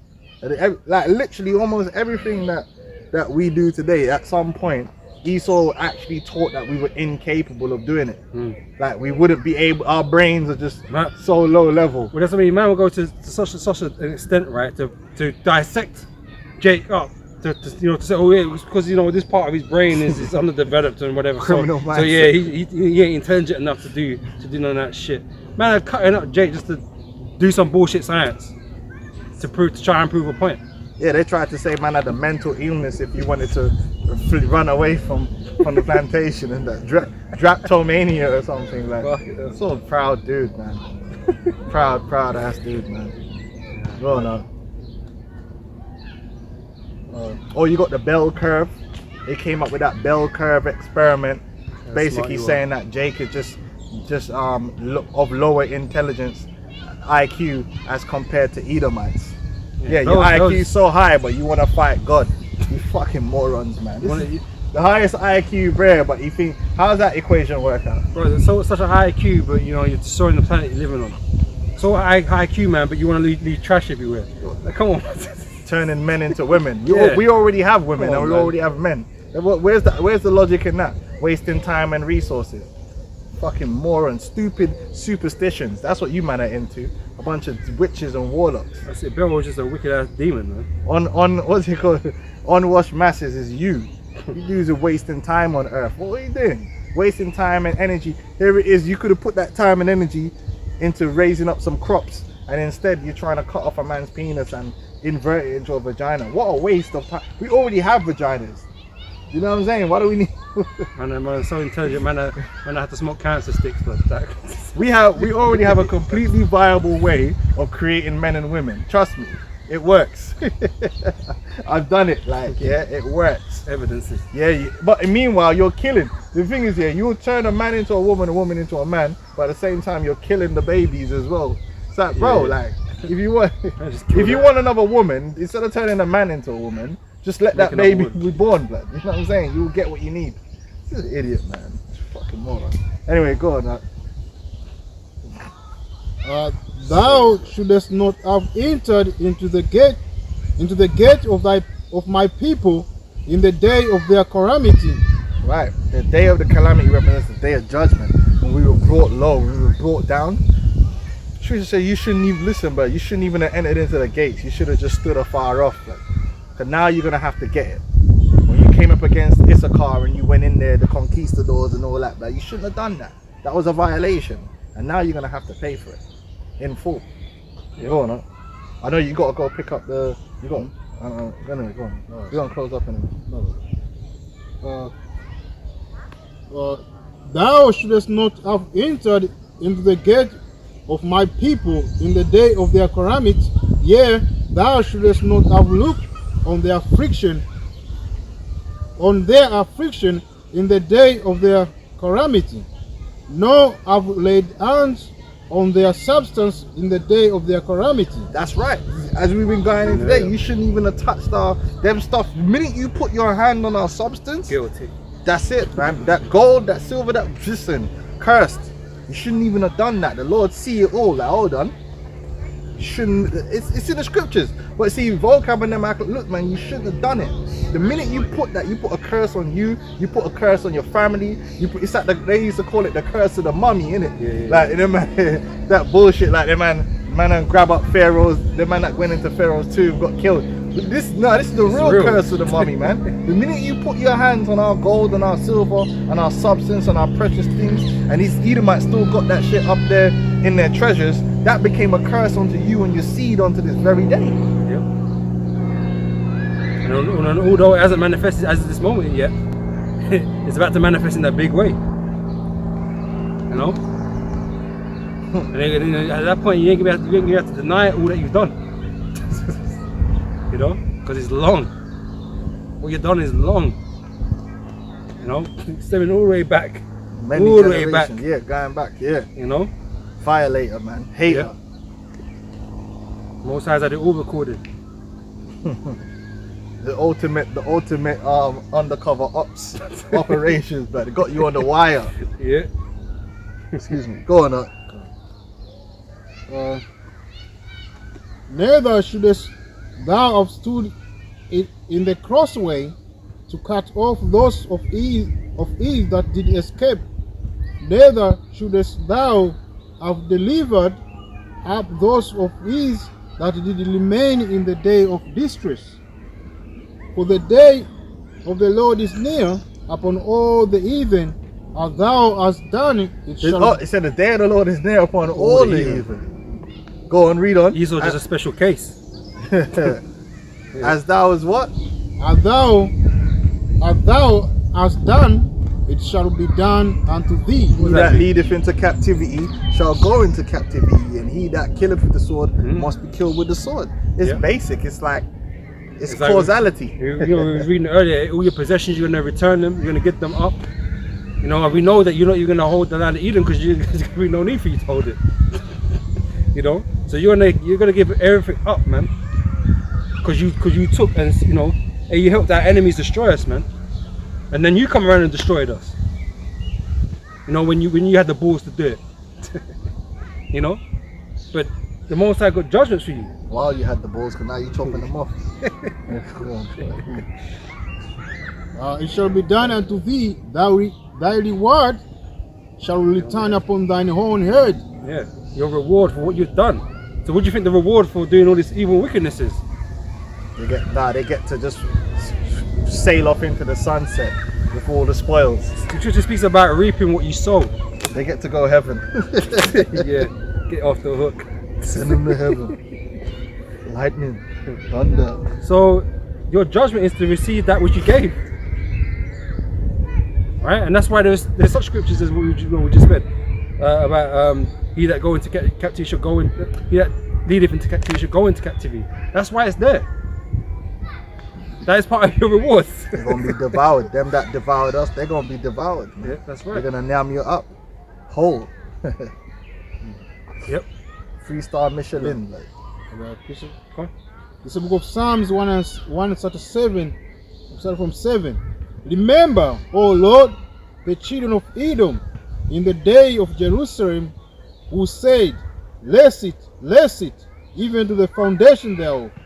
O daughter of Babylon, who are to be destroyed, happy shall be he that rewardeth thee as thou hast served us. Happy shall he be that takest and dashest thy little ones against the stones. That's X-rated, man. That's some raw. That's some drill. Hey, listen, bloody man, is singing that in a psalm. That's some. That if you said that in some lyric today, they'll cast you off as evil. You know what I mean? If a drill artist said anything about dashing a man's youth against the stone, that would be some hard lyrics, man. That's some hard lyrics right there. That's some of the hardest bars, man. Now, was that hate speech? Was that hate speech? That's in the scriptures. And even Yahushua confirmed, he said, sing psalms. So these psalms are to be sung. You Edomites are done, man. And told you, it's going to be gruesome. There ain't going to be no human rights in the kingdom. So there's not even going to be a little bit. There ain't going to be no human rights. There's not going to be no children's rights. And it's not going to be no fucking women's rights. There's only going to be Israel's rights. Yeah? Yeah, the Lord of the scriptures, man. So you guys are absolutely fucked, man. Now, are you gonna say that's not biblical? What it just said just there? Is that not biblical? It's in the Bible. Is that not meant to be in the Bible? He said happy, so is that man ain't gonna be sad about it either. Prepare slaughter for his children. Now we ain't gonna go and do that now. We're just telling you what's gonna happen in the kingdom of heaven. Now, if the kingdom of heaven never come, you ain't gonna have to worry about it. But if what we're saying is true, one day. and which it is, then it's peak for you. And that's why you're getting that squeaky bum time. Because if we're just chatting madness, we're not doing none of this stuff. Everybody knows that. Our stuff is based upon the coming of Yahushua. Yeah. Faith in that. That's what everything we're saying that we're going to do in regards to other nations is based upon Yahushua's coming. So if we're crazy and we don't know the scriptures and Yahushua ain't coming like how we're saying, then you ain't got nothing to worry about. We're just kooks, right? Yeah, and you're going to stay on top. We just carry on doing our jobs and Be working. bums and be bums and then it'll come to naught, wouldn't it? Yeah. But you deep down inside, I'm scared, Poncho. Goes back to Obadiah. Yeah. Something's coming. For as ye have drunk upon my holy mountain, so shall all the heathen drink continually. Yea, they shall drink, and they shall swallow down, and they shall be as though they had not been. Yeah, all that glory, all that prestige that you had at one time, it's gonna be like you never had it, man. Like I said, when you go down in them pits, you people are gonna forget all about the super yachts and the penthouses and all that kind of stuff. The way you're gonna be down bad, it's gonna be like that's how you always been, because that's how it is. When anyone listen, man, like even that dude Joseph. Remember in school how man was? We used to go to school with one Jake here. The guy was a don in school. Like his older brother, they were older dons. This guy was moving around school like a real don. Like man will come down the hallway and everyone would just go to the other side of the. Everybody give him respect. This guy would get maximum respect. You know what I'm saying? Yeah, maximum respect. Real bad man. Yeah. Guess what? My man's. Bro, the way you see man right now, what I'm telling you, you wouldn't even believe. You think we're making it up. This man went from being ghetto superstar, real bad boy, to some madman walking around barking, spaced out, blood. He's a fucking space ranger. Man's walking around, head up in the air, looking crusty and dusty and crazy. I don't know what happened to him. Mental breakdown. He looked as if he had never been. As if he never used to be moving like a top boy. That's how Esau's gonna be. You wouldn't imagine that. Yeah, this guy was ruling the world at one point, all up in the yachts with the emeralds and all. Nah, he gonna be down bad. He gonna be down all the way bad. It was just say in a time of affliction they forget all pleasure. That's what it's gonna be like, man. They're gonna forget all of that. So you see them Babylon, them Ethiopians and that, all done out there, swatting flies. At one time they were up in prestige, but now they're not. It's just how it is. Yep. So even us, they see us down bad in the favelas. It's like, come on, this ain't the people that were living it up during the time of Solomon. So yeah, we are. That same people you see down bad in the favelas used to be up top boss. Now they ain't the boss at the top no more. Yeah, it's the same with all these nations. You know, Iraq with the Babylonians and that. They're struggling down there, man. You know, you got, you know, even the Greeks. You might have seen Greece. They're not. Yeah, they're not. Yeah, Greece is down bad. You know what I'm saying? You know, the Most High put them all down like that. You know, so the same thing's gonna happen. Kingdom right now. The way Edom's gonna go down, these nations are gonna go down. It's like they never had no prestige to begin with. They're going down all the way down for many years to come. Yahushua's gonna come and take everybody's crowns, man. Yeah, you're not gonna have no rulership, no dominion over the earth or any. Destroy your cities. Yep. Finish. Go on out.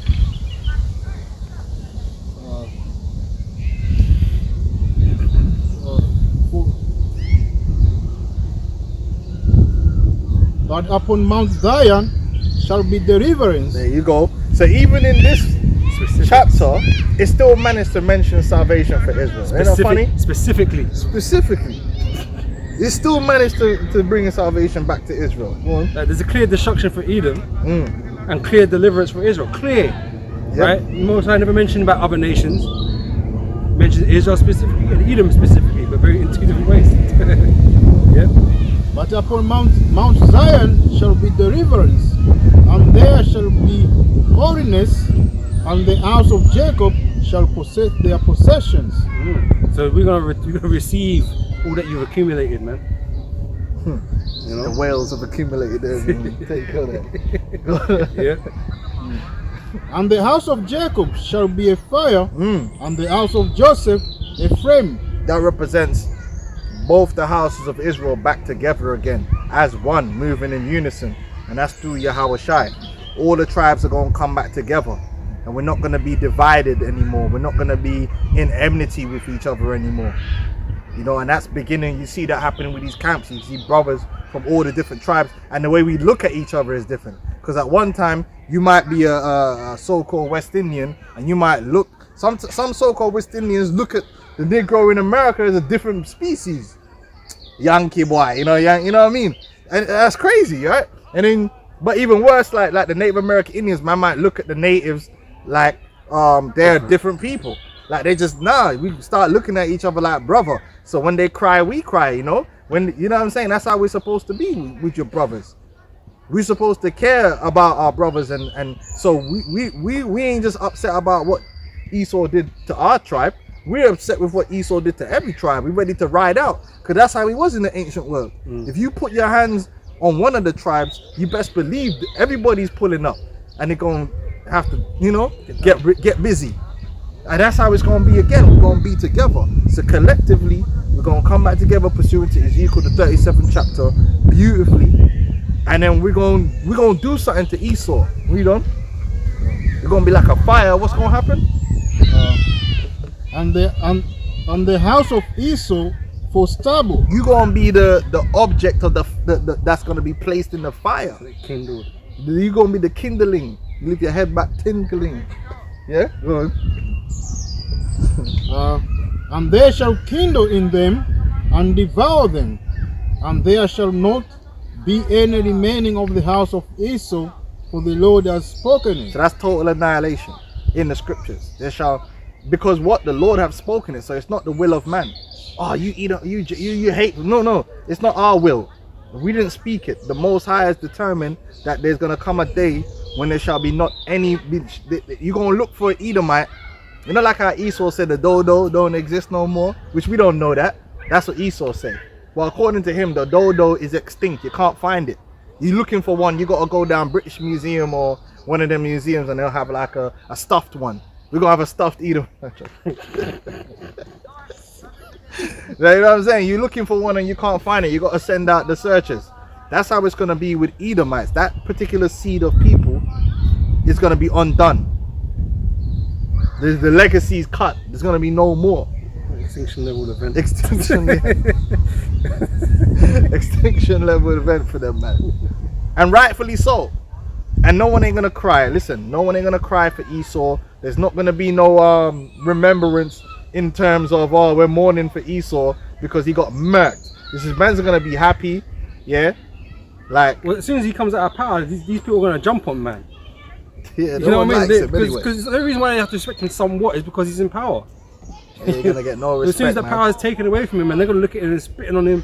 Because You know what I'm Esau's, saying? the way these Edomites have gassed themselves, it's like if the so-called white man didn't exist, then everyone would just be like caveman style, just completely dumb and stupid, don't know what to do because Esau needs to be here to guide everyone. Well, we're gonna find out because you're not gonna be here. Yeah, and the beautiful thing is you're gonna see the kingdom being built up, but you're never gonna reap the benefits of that righteous kingdom or that rulership of Eden being built back up. They're not gonna taste the fruits of it. You're gonna see it. You're gonna be like, raw, this is getting Glorious. sick. Like, what's going on here? Because we're gonna have shit, man. Listen, we're not gonna be cavemen. We're gonna have, listen, we're gonna be on a different level. You thought you had it going on with your little destructive technologies. We're gonna have chariots flying around and all that stuff, man. You're gonna be amazed by what we got going on. We're gonna show you real enlightenment, real wisdom, Real progression. real technology, real proper things we're gonna show you in the earth, and you're gonna see it all and then just get killed. You're gonna be like, rah, this could be a good thing, and then boom, like, yeah, but you can't come where we're going. Okay, and rightfully so, man, because you was proud. You're not gonna have the privilege to even be under us in this righteous adventure that we're gonna be on for the rest of eternity, man. You're gonna be cast out of Eden. Yep. You're gonna be cast out from the face of the earth, like your forefather Cain was cursed with. Yep, the judgment that was greater than he could bear. Yeah, because this is a beautiful place to be when you set it up right. This is the earth is a beautiful place when you do it right. It's surely a blessing even for the animals to dwell. Even our cows are gonna be like, Good grass. Good grass. even our animals are gonna be like, yeah, man, we're about this life. We're loving this earth business. Even though, man, I'm gonna kill it up and cook it up nice. Yeah. Before that, it's gonna live a good life. Even the animals the birds are gonna be chirping. Chirp, chirp, chirp, chirp, chirp. You know what I'm saying? They're gonna be like, yo, this earth business is good. Even when they get eaten up, man, they're gonna be content with their life. Yeah. You know? Because the earth is gonna be good. Because even monkey, them are gonna be namming up the fruit. They're gonna be chilling. Everyone's gonna have their place, and they're gonna enjoy. You see, the birds start singing, and the glory of the Most High is everywhere. Everyone's like, yeah, you just follow, keep things in order, and everything's good. You though, you're not gonna have a place. The octopussy, them are gonna have their place. The shark is gonna have their place. The cockroach, the rat, everything's gonna have its place in the earth, in its order, and enjoy this dominion that the Lord gave it, even if it's on the smallest level. That is for you. You ain't even gonna have nothing. The monkey, them are gonna have inheritance, because you know in the jungle they got their territories, and you ain't gonna have nothing, blood. Imagine that. The monkeys, blood, they're gonna have a place. The lion, them will have a place. The tiger has a place. Even the rabbit, them will have their place. The dens in the earth. What are you gonna have? not our ass. Yeah? Done out here. Righteously. Well, last one and then we'll close on. It's a book of Job 20 and For knowest thou not this of old, since man was pressed upon earth, that the triumphing of the wicked is short, and the joy of the hypocrites but for a moment. Yeah. This can't last forever. Yeah, but because as a mortal man, right, we're mortals and we live we experience time on a certain level. So for us, like half an hour is long. Or even when you stop at a stoplight, you think, "Bro, I've been here forever," and you've been actually at a stoplight for about 30 seconds. But it feels like fucking forever, innit? You're just waiting there, staring at the red light, you know? Because we're mortals. So when you're talking about Esau being in rulership for 400 or 500 years, right? That's multiple lifetimes to us now. To man that was first created, they ain't even reached half their lifetime yet. But for us, it's like, wow, like, you know, it's been a long time, bro. Like, but just think about the fact that our kingdom is gonna.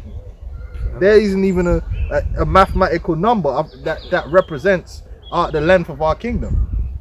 Our kingdom is gonna be going on for all eternity. Infinite. This man's rulership is literally gonna be like, bloop. Like, you know, if you had a whole orchestra of a song, the first beat, that's what Esau's kingdom is. You know, them big orchestra, and man's got to be changing and changing over, and the man's there doing this. The first note on that's this kingdom. And it goes on some long song. You're there for an hour or something. That's Esau. Esau was a little tiny little thing. This is nothing, man. We only think it's something because we're on that mortal level. This is a blink of an eye. This is in the kingdom. 500 years is. Well, a day of the Lord is a 1,000 years here. It's nothing. You know, and the Lord said, you know, He will continue a little season. This is His little season. Little, tiny, blink of an eye. This is nothing. You know. What's this little 500-year rulership compared to even 5,000 years, or compared to 5 million years, 5 billion years? It starts getting more and more insignificant, doesn't it? I say what awaits us going forward is vast compared to what has gone on previous. You know. So Esau really, that shows you how minuscule He is. But however, it was extremely necessary. You know, it was extremely necessary for us to go through this learning experience, but it's a very small experience. The Lord could have dragged this out for a lot longer, and we'd be down bad. Imagine we had to be underneath Esau for like 5,000 years, like, straight. We'd be like, well, by the end of it, we wouldn't even. But just imagine. So really, it is a lighter fiction. The Lord could have made it a lot worse. We could have been due to be here for another till Star Trekking. You know what I mean? Like, allow that stuff. Don't want to be under this guy, man. Get out of here. Any more? Yeah. Though His excellence mount up to the heavens, and his head reach unto the clouds, yet he shall perish forever like his own dung. They which have seen him shall say, where is he? He shall fly away as a dream, and shall not be found. Yea, he shall be chased away as a vision of the night. Bad dream. That's all Esau is, man. And let's be honest, man. They're generally ugly people. I'm just being honest with you, man. They're like, look, man. We have to face reality. I'm around these Edomites a lot, and generally speaking, the Edomite man and the Edomite woman, generally speaking, they're very ugly people, man. They're not that many redeeming factors that you can say about these people, man. They need that makeup. Trust me, like they be annoying. Look, if you want to know an example of what we're talking about, just type in Prince Charles and Camilla Parker Bowles. Yeah, and that's all you need to know, man. Just type in Prince Charles and Camilla Parker Bowles. Yeah, like generally speaking, these people are fucking ugly, man. So we don't want to see them anyway, man. To hell with them. Yeah, let's get them the hell out of here, man. The eye also which saw him shall see him no more. Yeah, rightfully so. You don't need to see this devil. Neither shall, as I said, they're irksome, man. Yep. Neither shall his praise any more behold him. Right, the land of Edom is their place. It's not going to behold them no more. Because they're going to be gone. All right. So, yeah, man. Hey, we have to let that information come out. So, you have anything else you want to say? No, that's cool. Okay, man. So we're gonna close up, man. You know, death to this society, man. That's what's coming by the word of Yahweh Hashem Yahushai, man, and salvation unto the elect of Israel. So you say, Kal halal Yahweh Hashem Yahushai Kadash. Double honors to the apostles, the elders, a great millstone, and shalom to you brothers and out there teaching this word, man. Shalom. Shalom.